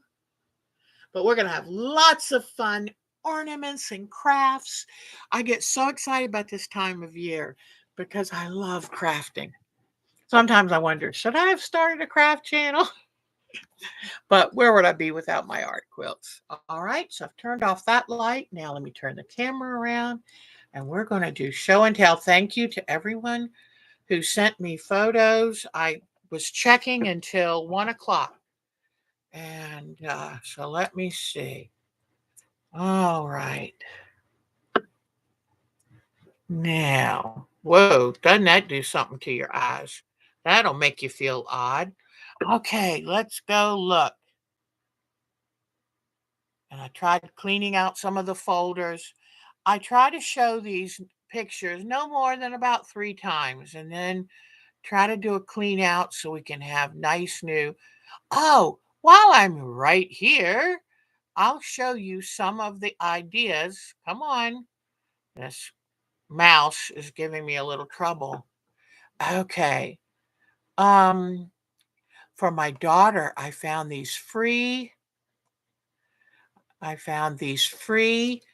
copies to print, free to print. Um, what do they call them? But they came like out of a plant library, and you can get them free. And I saw the prettiest thing where they took and probably printed them out onto cardstock and then put them on a line and had them like garland. And I just thought, oh, these are so pretty. I wonder if my daughter would like to have a garland, so-called garland made of these. And I would print them out about 6 inches, something like that. And I thought they'd be pretty. Then I've already got all my jars. I'm using jars that I collected from cheese dips and salsa, and I'm going to make my own snow globes for everyone in my family. Each individual person gets one. And I saw these dinosaurs and I thought, oh, that would be so cute for the grandsons. So that's going to be something I'm going to be working on. And I'm just any kind of new little idea for how to decorate an ornament, because I buy the clear ornaments. And what I like to do is put the paint inside the ornament and let them dry and then decorate the outside. So that's how that's done. And that's how you get that shiny look to it. You try not to put too much paint on the outside because that scrapes off and then you'd have to seal it. Now, I don't know if I could ever actually do this, but I would love to think that I could learn how to do dot painting. Is that gorgeous? So you would put black paint inside the ball, let it excess pour out, let it dry, and then do the dot painting on the outside. I think that's so gorgeous. All right. Now, last year I already did my own light bulb garland. I used felt, and this was felt. In this one, they used braided yarn. They use a wooden spool painted silver and a pom pom that they have shaved to be the light bulb shape. So I thought I would show y'all that idea.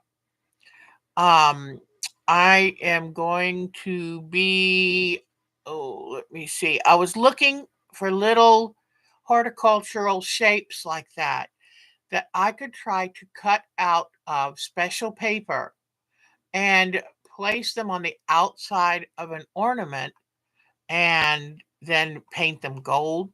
Something so it'd be like a relief kind of look, it would stick up a little bit. Here, I thought of taking my air dry clay and doing some leaf imprints. And I have ordered some inexpensive little stamps to do that with. I oh, my daughter who raises sheep, I found these and I went, oh my God, that's so cute. And I can use black felt or black foam cut. I've got little tiny googly eyes and black beads for the feet and white pom poms for the body. Is that just the cutest thing? I think she'll love them. All right, for other ideas, I love the snowman in this one. That is the cutest snowman ball. And what they've done is taken socks to use as the knitted top. I think that is beautiful, or just cute as can be. Okay, now I've saved pictures of miniatures that I'm going to try to make out of polymer clay for my snow globes. We'll see how I do. I loved these little forest fairy houses that I would like to think that I could make, but we'll see. Okay. Um, oh yeah. Now, this is something I do. This is above my pay grade, so I will not probably be able to make it. But is that the most beautiful? It's all done with paint. And if you use puffy paints, you can get it to be dimensional like that. But oh my gosh, that's so pretty. So it just gives me some ideas. Here's a real pretty one. Look at that. Isn't that gorgeous? And that's dot painting again. So I might look into that. Um, Let me see. I don't think there's much else. Oh, these are very subtle, very elegant. Look like lace. Isn't that beautiful? Now, I've got to make a bunch of them, and I wonder how many hours one of those takes. Now, here's something that would be a little bit faster. Look at these. Aren't they beautiful? And I'm wondering, would I do like glue and then sprinkle glitter on it? That's a good question. So I have ordered some glitter glue sticks and hope that, I could do something like that. Now, I'm not going to do birdhouses, but if I had time and you have wool, wouldn't this be so cute making these and then putting hangers on them? All right, so I think I've shown you enough ideas from that. Oh, I would like to also make these with polymer clay. Isn't that neat? That is so cute. So we'll see. I always like to find a pretty easy to make handmade item that I carry with me. Um, and when I meet somebody that just makes me smile, then I give it to them. So I'm hoping that I will figure out what idea that I can do. I think using the circles of, where is the other Christmas? I had another Christmas folder. Oh, here we go. But let me see. This might be some of the ideas I've already used. Like, look, some people are so creative. These are paper towel and toilet paper rolls that they've rolled in glitter, and I'm not sure how they put this on. And then in the top, they just stick tea lights. Isn't that amazing? I just, people are so talented. All right, let me close this out.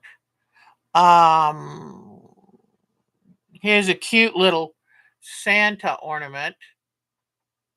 Hold on, let me get it to make bigger. Come on.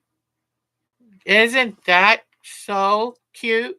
Black ribbon, glitter, and red ribbon put inside. That is cute. Okay, what is that? Oh, this. I don't know how this person did it. I think inside is just all kinds of glitter and paint, and it looks like maybe fabric cutouts or something on the outside. I don't know. Now, I have made stuff like this before. Just make sure you're using thick enough paper. Otherwise, it's a lot of work for nothing. But look at that. Isn't that cool how they did?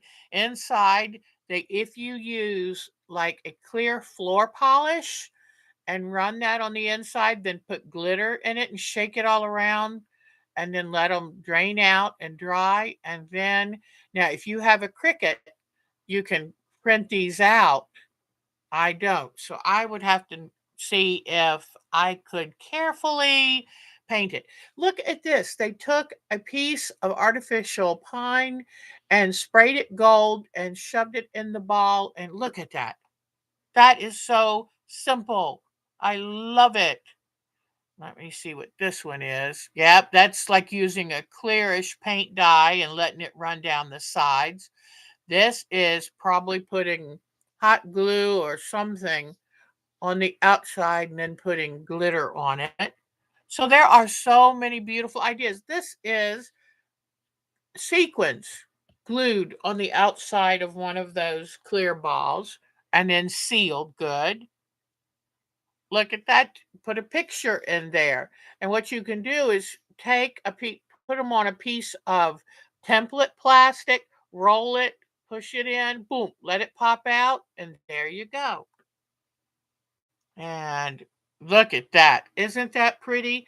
Now, I'm wondering if you can get some glitter paint and just carefully paint that on. So I've got a lot of ideas. That is cute. I'm not sure what all that is, but that's cute.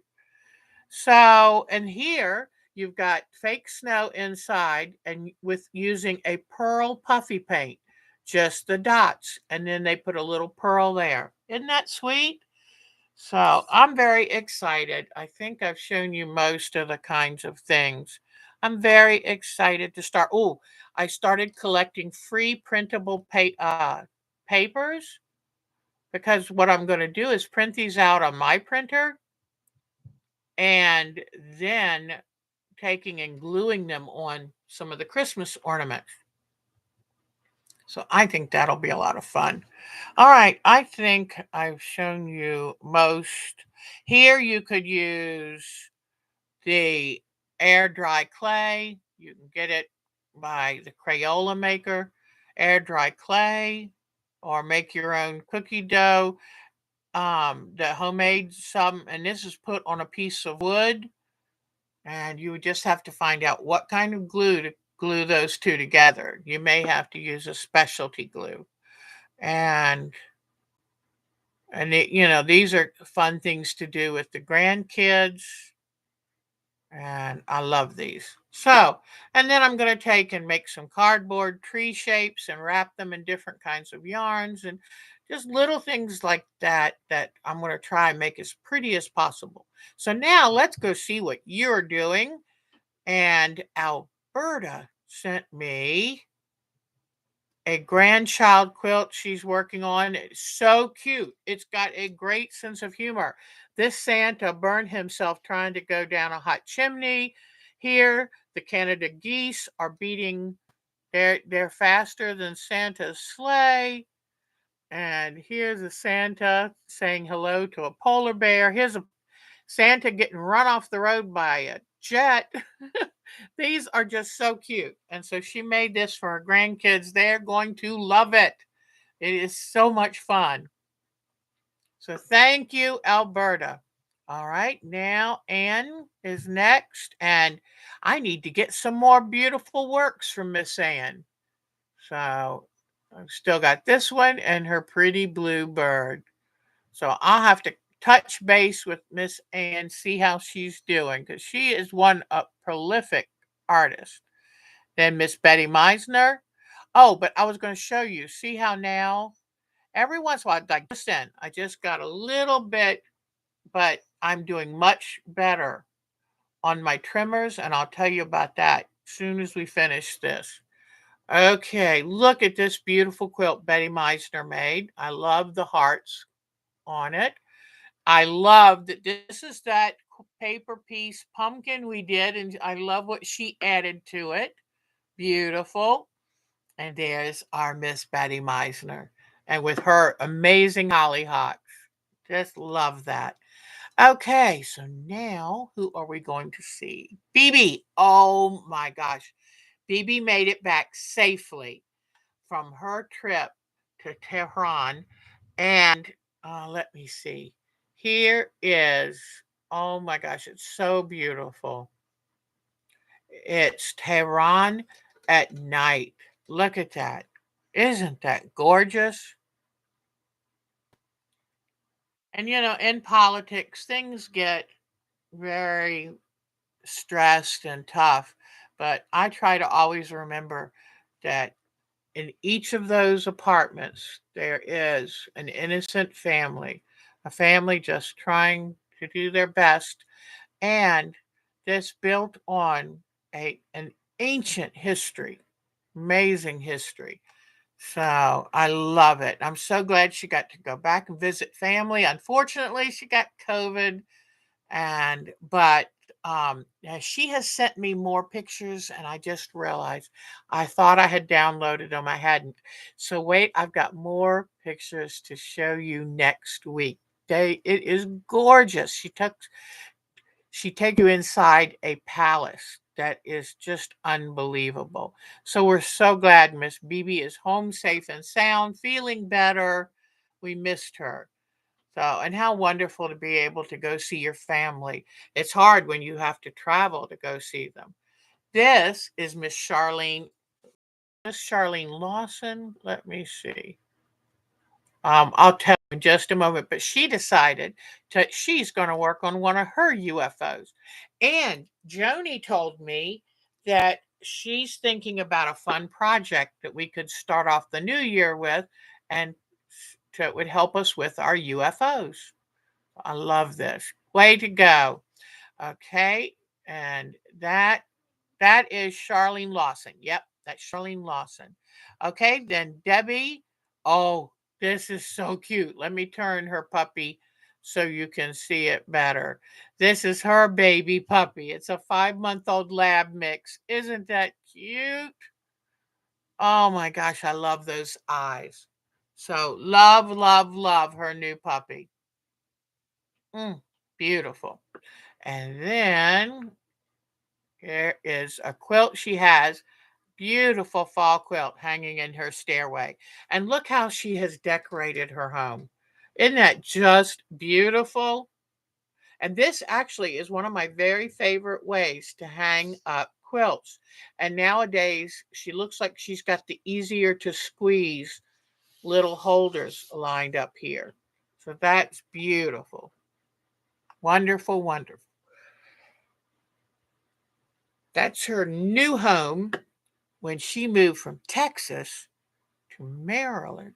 All right, so that was Debbie. And then just a last peek at Diana's Sewing Adventures, where she made this beautiful piece of art for her son. That is just so talented. Painted it. Oh, just beautiful. All right, Miss Dolores, I've still got her 2 kitty cats because this is what a professional can do with thread. Is that amazing? I think it is so beautiful. I just love that kitty. Oh, and see the tufts of hair at the chin and on the ears? Look at how did she do those whiskers? I would love to spend a week with her learning her secrets. Oh, that is just beautiful. All right. Miss Jody. Miss Jody has spotted Bigfoot. And yep, right out in the woods behind her house, he's there. There he is. And she even tried to cut the face part out of a piece of batik so it would really look like Bigfoot's face. All righty. And oops, let's see. Joni, we have her Dresden plate, I believe. Dresden Dahlia. Okay, Dresden Dahlia. And she made her own rope, which I just can't get over. I think it's so amazing. Taking fabric strips and winding them, and made her own spools out of coasters and paper towel rolls, and then wound up her own fabric roping. I can't wait to see. It's so pretty. It's sad to think of her making something with it, but it would make a beautiful art item too. All right, Miss Mary. Oh my God, this is so cute. First, I'll show you her granny square Afghan. I have crocheted off and on my whole life since I was 8, and I've never finished anything. So, way to go. Look at this. And then I think the next one is a close up of it. I love it, love it, love it. I even saw the other day, instead of a granny square, a granny circle. So, and then look at this amazing quilt. Remember when we were doing Out of This World and we were practicing the curve piecing and then separating it? And she separated hers with attic window pattern. So as if you're looking out and seeing all of that in your nighttime sky. Now, wait till you see how she did the cat. Look at the threads that make up the cat's tail. Look at the whiskers. Isn't that amazing? I just love that. Love, love, love that, Mary. I'm wondering, did she cut a piece of batting the shape of the cat and put in between that and the top of the quilt? That is so cute. I love little magic ways to make something kind of come to life, and that is just cute as can be. Then Marcia, here is her fall mantle. And see, by not having it specifically Halloween, you can keep it up all the way past Thanksgiving. And then when you start to do your Christmas decorating, then you can take it down. Now, I do have the here. She decided to show us the entire quilt. This is her memory quilt where she put in things that she remembered from a younger time in her life. And I just love it. I love the clothes hanging on the line, the swings, and being a farm, they had their own gas pump. Is that just the cutest? A horse, pigs, tractor, garden, barn. I love it. She must have been near a railroad track. That's cool. So isn't that nice? That might be something we want to take on this spring is do a memory quilt and put some of our favorite childhood memories in it. I love this pumpkin quilt. Love the leaves. I love how she quilted to show the leaves falling, circling and falling. And then she made these leaves and put magnets in them so they would stick on the metal door. So you can decorate both sides of your front door. Isn't that cool? I love that. So thank you, Marcia. Beautiful job. Okay, now Melanie, I'm so tickled. Our Melanie, who had a shoulder transplant, is now just busy and producing beautiful things. So it took her a while. She had to heal, but I think it's worth it, and she's not in so much pain. I love this the purse that you can have the double string so it can tighten or stay tightened or stay loosened. And then she has her tumbling block quilt. So that is fun. I love it. Looks like they're all flowers, flower prints. Okay, now let's see. Did Marsha Melanie? I think. Ah, let me see. Patricia Fry and then Polly. Here is what Patricia Fry is working on. We're awfully happy to see her back at work. Oh, look at that. It looks just, they look alike. I wonder where, is that a pin or a piece of jewelry? And look what she did. And the colors are beautiful. Beautiful work, Miss Pat. Okay.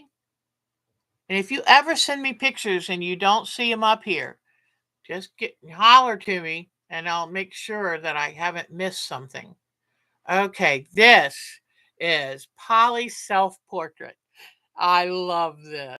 Actually, it's her portrait. You know, where it was like, what would you like to do a portrait of? And I think that is wonderful. And of course, I love the K facet fabric. That just classes up anything. But I love the cow. That is so sweet. Great fabric choices and the fluid, the motion. It's just lovely. Way to go. Now that's today's show and tell. Thank you so much for sending in your photos.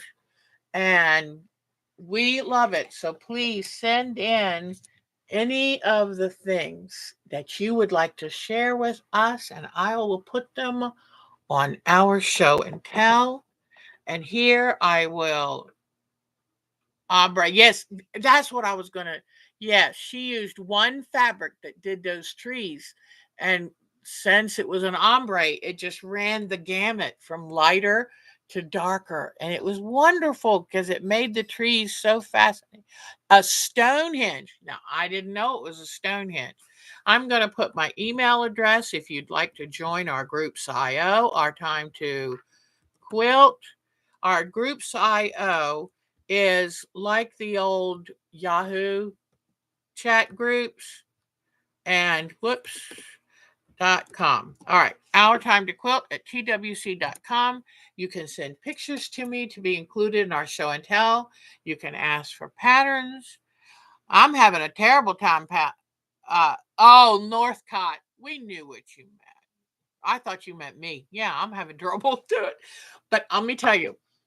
So when I went to the doctor, I told her I tried taking the propanol or something, 60 milligrams, because it's supposed to work good for the tremor, but it made my blood pressure fall too low. And I did not feel well. I was short of breath. I couldn't seem to walk good, but it brought my blood pressure down too much. And I said, but it worked so good for my hand. Only this hand trim, I have a trimmer in it.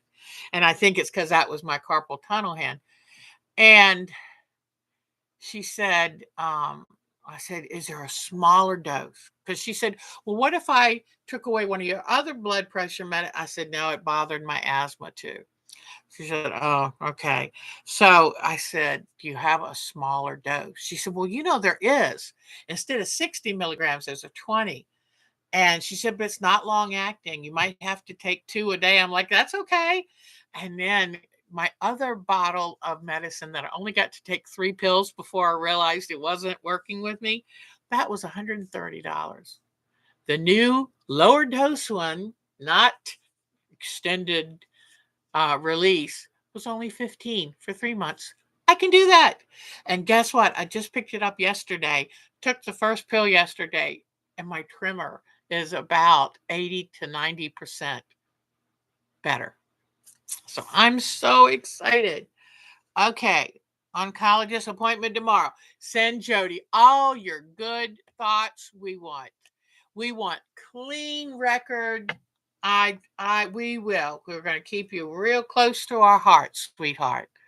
So the medicine is it's a beta blocker, I think.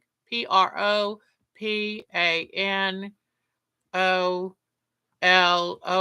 or something. It's something like that. But it's definitely a very small, the smallest dose. And I think I'm going to be able to take just one a day. But she said that her husband's a surgeon who has some tremors and it works for him. And thank goodness. So it's kind of in the blood pressure medicine realm. And I love it. Well, it's just about time for me to go, but I just wanted to show you real quick how I keep my scissors.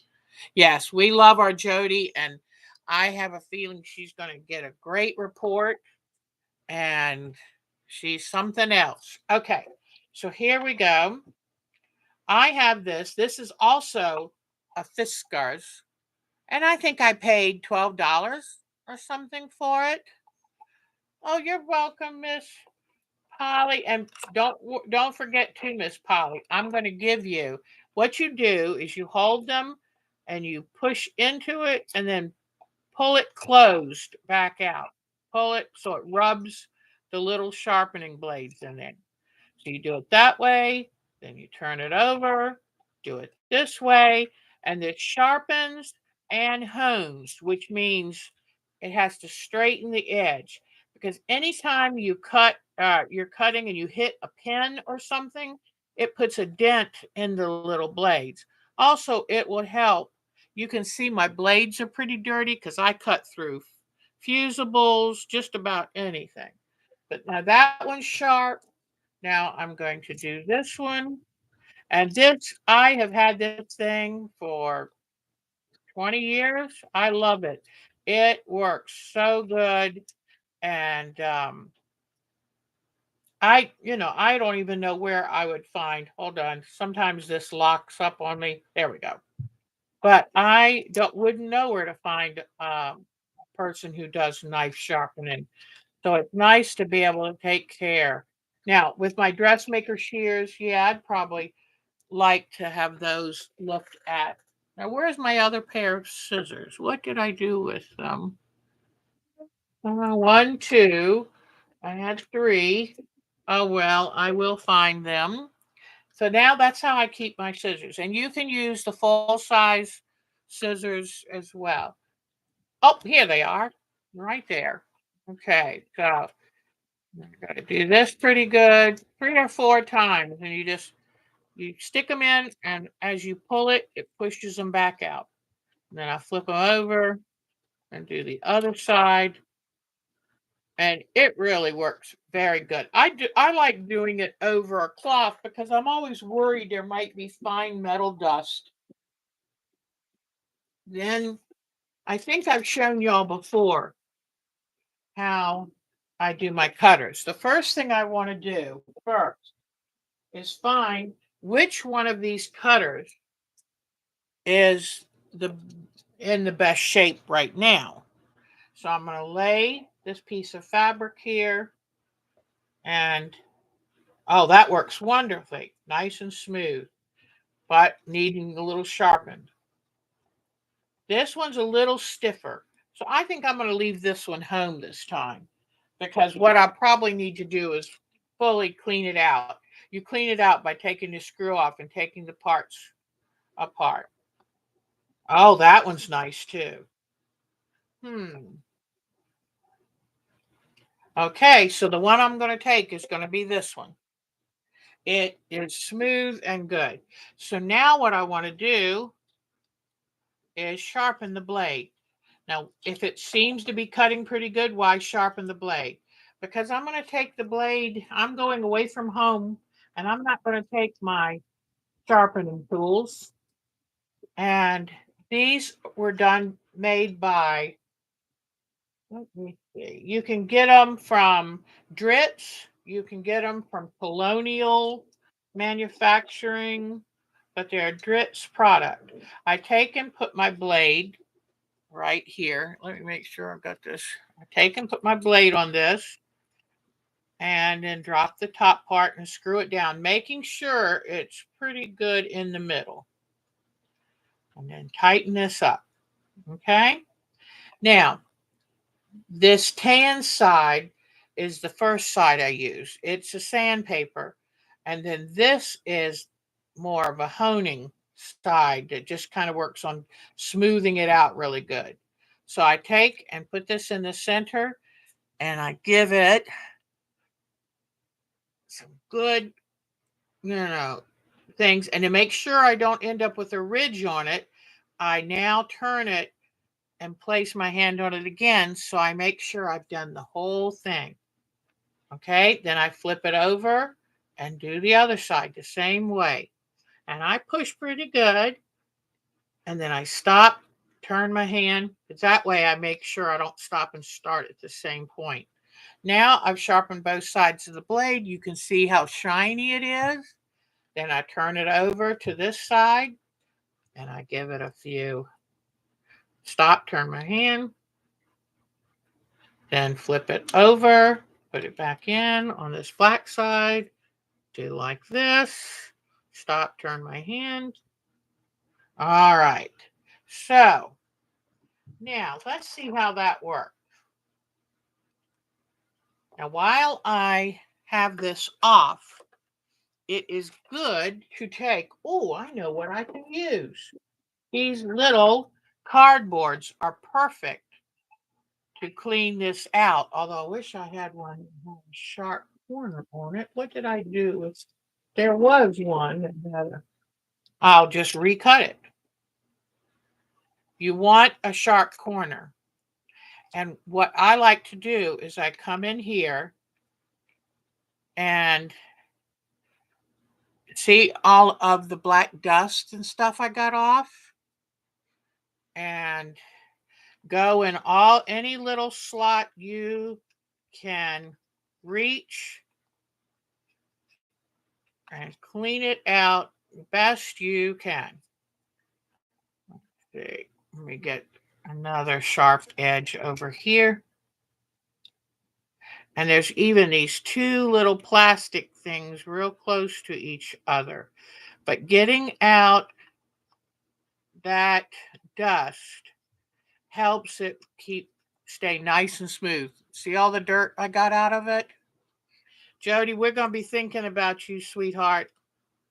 You are their star patient. So, all right. So I get that cardboard in there real good. Clean that out. Then I blow in there. But that's looking pretty good. You can also, while you didn't know that there was a way to take care of your rotary cutters, did you? But it's just like a little tune up for everything. Oh, here it is.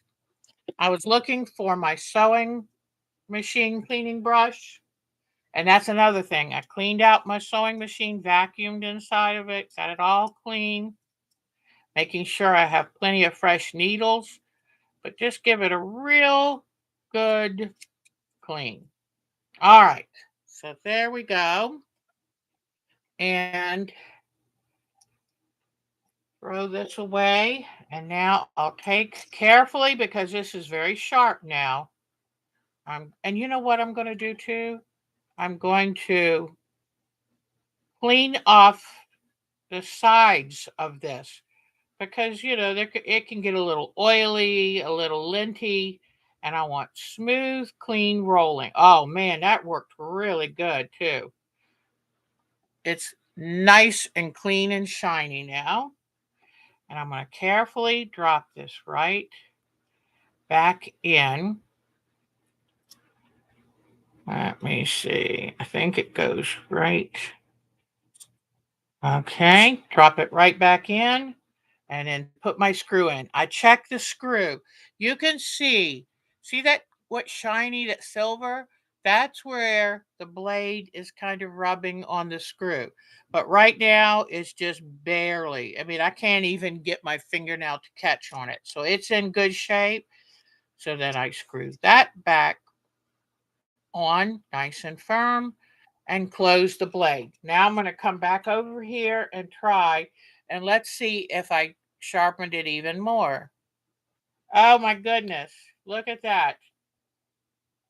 That is wonderful. So I'm good to go now. And when you can lay a little piece like that and go and cut it right in half, you know you're in good shape. So this is going to be my rotary cutter that I'm going to take with me. And right now, I haven't decided. I might take all three of those scissors. So everything's sharpened and cleaned and ready to go. And I'll show you just very quickly. This is my favorite tote. I bought it from Sears years ago, and we don't have a Sears around here anymore. I don't know if anyone does, but I love this tote. And I got Mark one. I got a lot of different people these totes. But I put supplies in all these pouches, fray check, measuring tape, new sewing machine needles, my thread heaven. Because, think of anything you need while your markers and ink pens and hand needles. This little thing, I forgot what you call it. I'm going to take one of my wooden irons, especially one that has my name on it. I try to put my name on anything that garbage bag to put my trash in. And oh, wonderful. My daughter made me these wool socks that keep your feet so warm. And deep cleaning teeth wipes. I don't know why they're in there, but okay. And let's see. This is this a shower cap or a rain cap? I think that's a rain cap. Ah, some Crystal Light pink lemonade if I get tired of water. A little spoon to stir it with. I'm not sure why this is in here.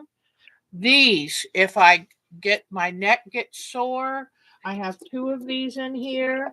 And what I do is put these under one side of my sewing machine to tilt it slightly, and it makes it real easy, much easier to see. I've got a regular glue, I've got a face mask, I've got hand lotion, I've got some Our Time to Quilt stickers, if anybody wants one. A slotted ruler. Where did I get this? Oh, I love this. A little tiny slotted ruler. Oh my gosh, I didn't realize. Now, how could I not know? And Tylenol, because I can't take Advil. And I think this had business cards in it, but my business cards are probably pretty out of date. Here is a little case with band aids and things. pencil leads for my mechanical drawing pencils. This, in case I want to hang something from my sewing machine. I tell you, I got good stuff in here. Packs of tissues. Because, yeah, you're going to get a little runny nose. And I told you about hand lotion. And eyeglass cleaner. And a spare pair of eyeglasses. You never know, you know. You might drop them, break them. Here is my pen retrieval. Because you don't want to be crawling under the table looking foolish. If I pull out an umbrella, you never know. I mean, I've got fingernail files. Look at this. Looks like a little lipstick thing, right? Watch this. Uh-oh. It is lipstick. Wait a minute. This is not what I was thinking. Hold on. Let me find the other one. I guess somebody gave me lipstick. You know what? Was this from Diana Wright? I think this was. She used to call me Ladybug. Aw. Oh, what a blast from the past. My threads. Oh, this is one with a needle in it. I guess I'll leave it in here. I'm looking for that umbrella. Here is a needle threader. Here is tailor's chalk. I don't go anywhere without my tailor's chalk. Here is a piece of template, acrylic template. Here is a nice little ruler. I've got my name tags over here. I've got a pencil sharpener for my different pencils. Here is assorted feet. Let me see. Tums in case I get indigestion. Oh, I love these. I love doing hand sewing, so I'm glad to see these in here. These are little thimble things.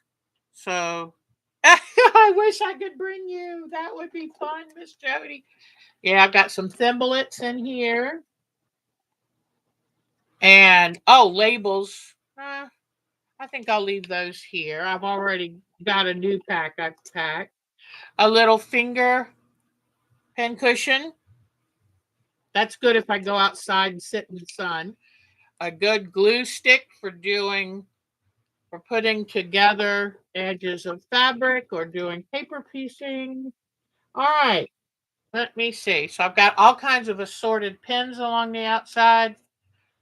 Some Velcro.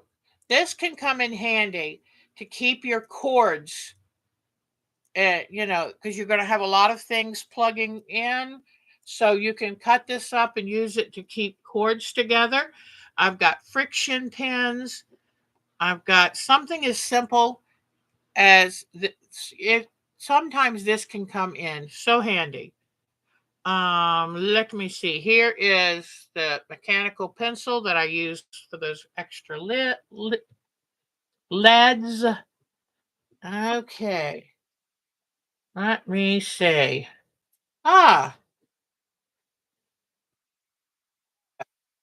This is the label for my quilt. It's nice that I actually made one. But okay, I've already told you about all my needles and hand needles and sewing machine needles. Tape. So if I need to mark a ruler real easily, I've got little tiny seam rippers in here, and I need to put one of my favorites. Now I've got my seam ripper to put in here. So I'll look through my tools and make sure I have everything. And in one of these, what is this? This hot iron cleaner. A little sample of that. That's wonderful. And then, I know what I was going to tell you. I bought these little rubber finger cuts some years back to keep your fingers from burning when you are ironing. And I watched somebody talk about they use them for hot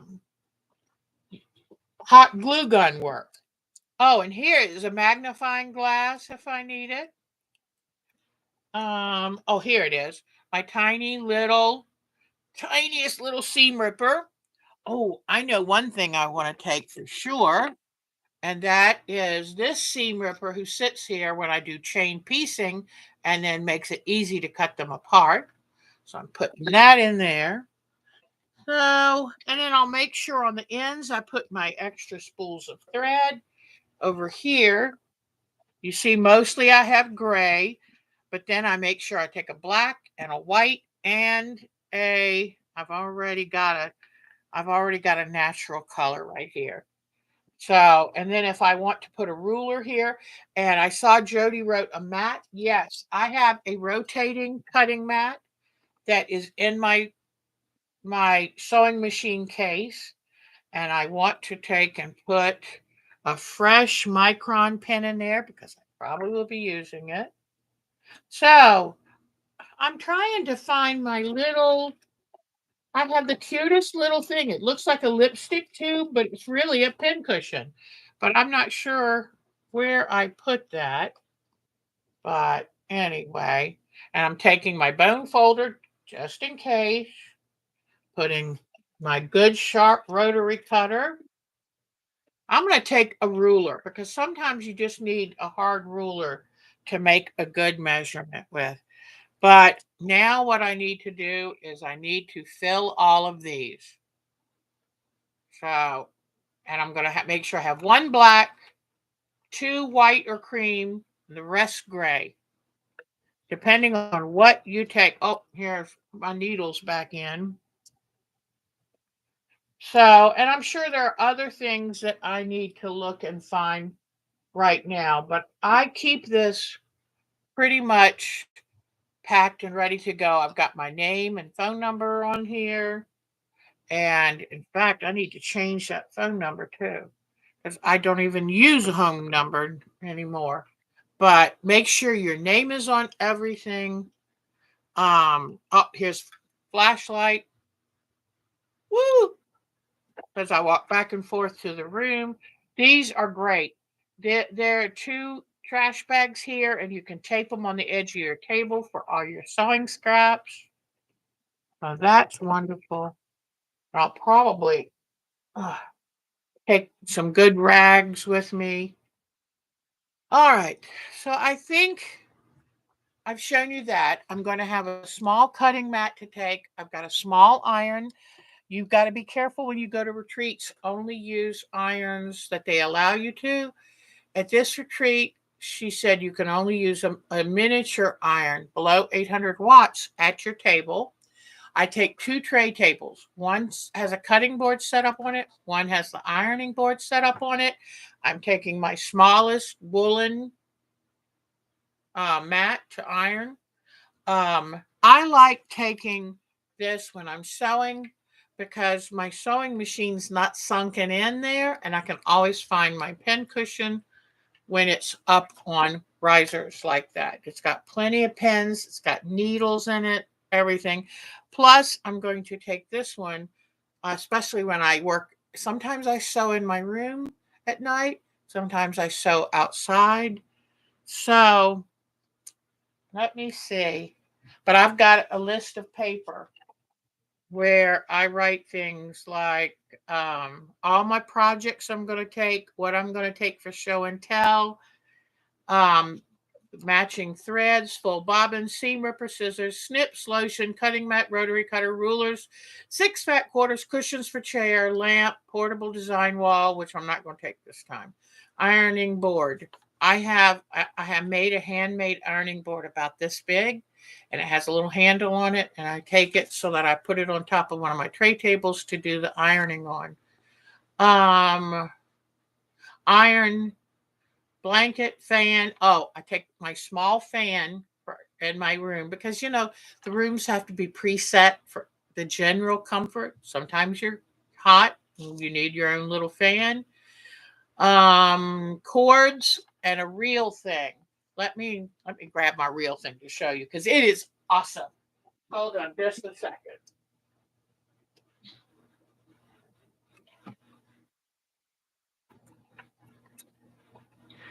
I highly recommend this if you're going to go to any classes or retreats.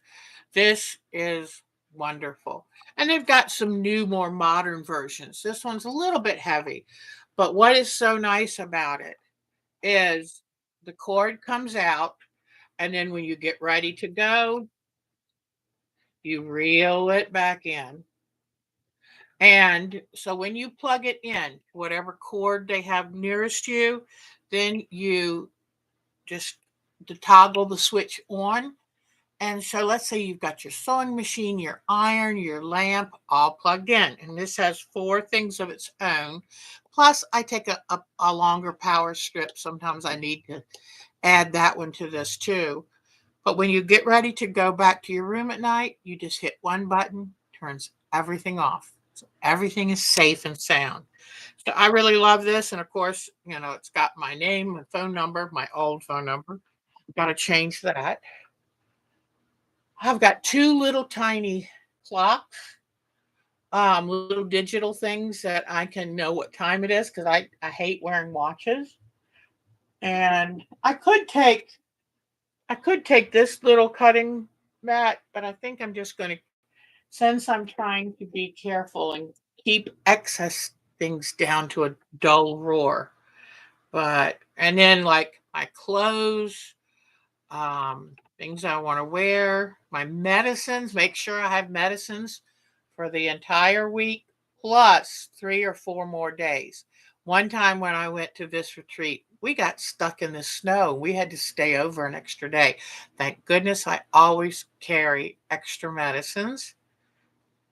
And my makeup and mirror. In fact, look, that's right. I love this is my favorite little mirror. So I'm going to take that with me. Then I take magazines and, you know, different comfortable things. My compression gloves, because my hands get sore at night.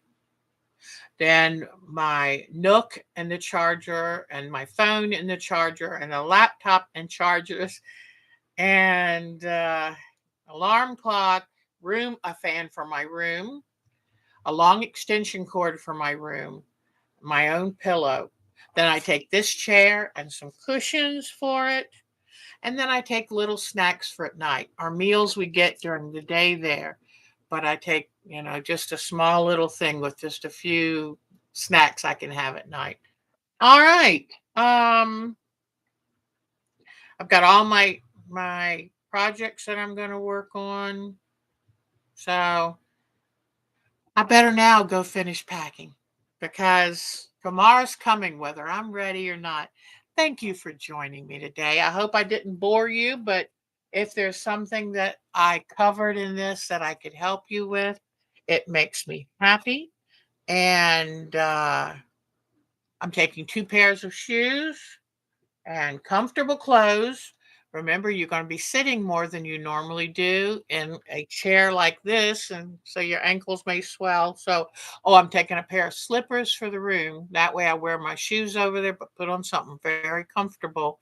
But don't go barefoot unless it's really appropriate, because usually there are rules for making things safe. You don't want to step on a pin while you're there. So I take slippers to put on when I take my shoes off.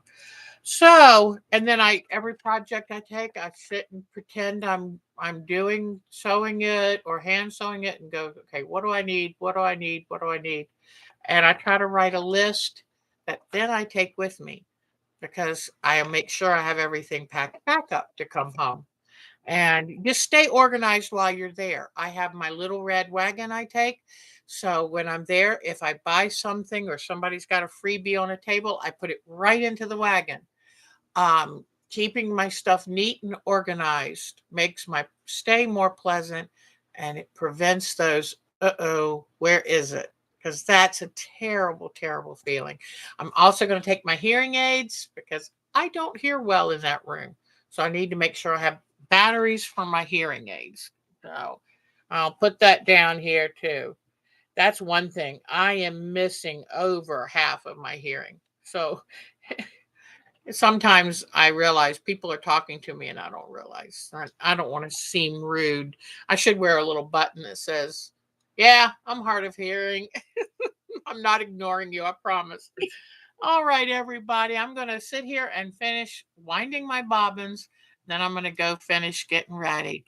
And I hope it wasn't too boring, but that way, just kind of can help you um, one day plan for your retreat, because it's my goal that each one of you gets to go on some kind of retreat at some point soon.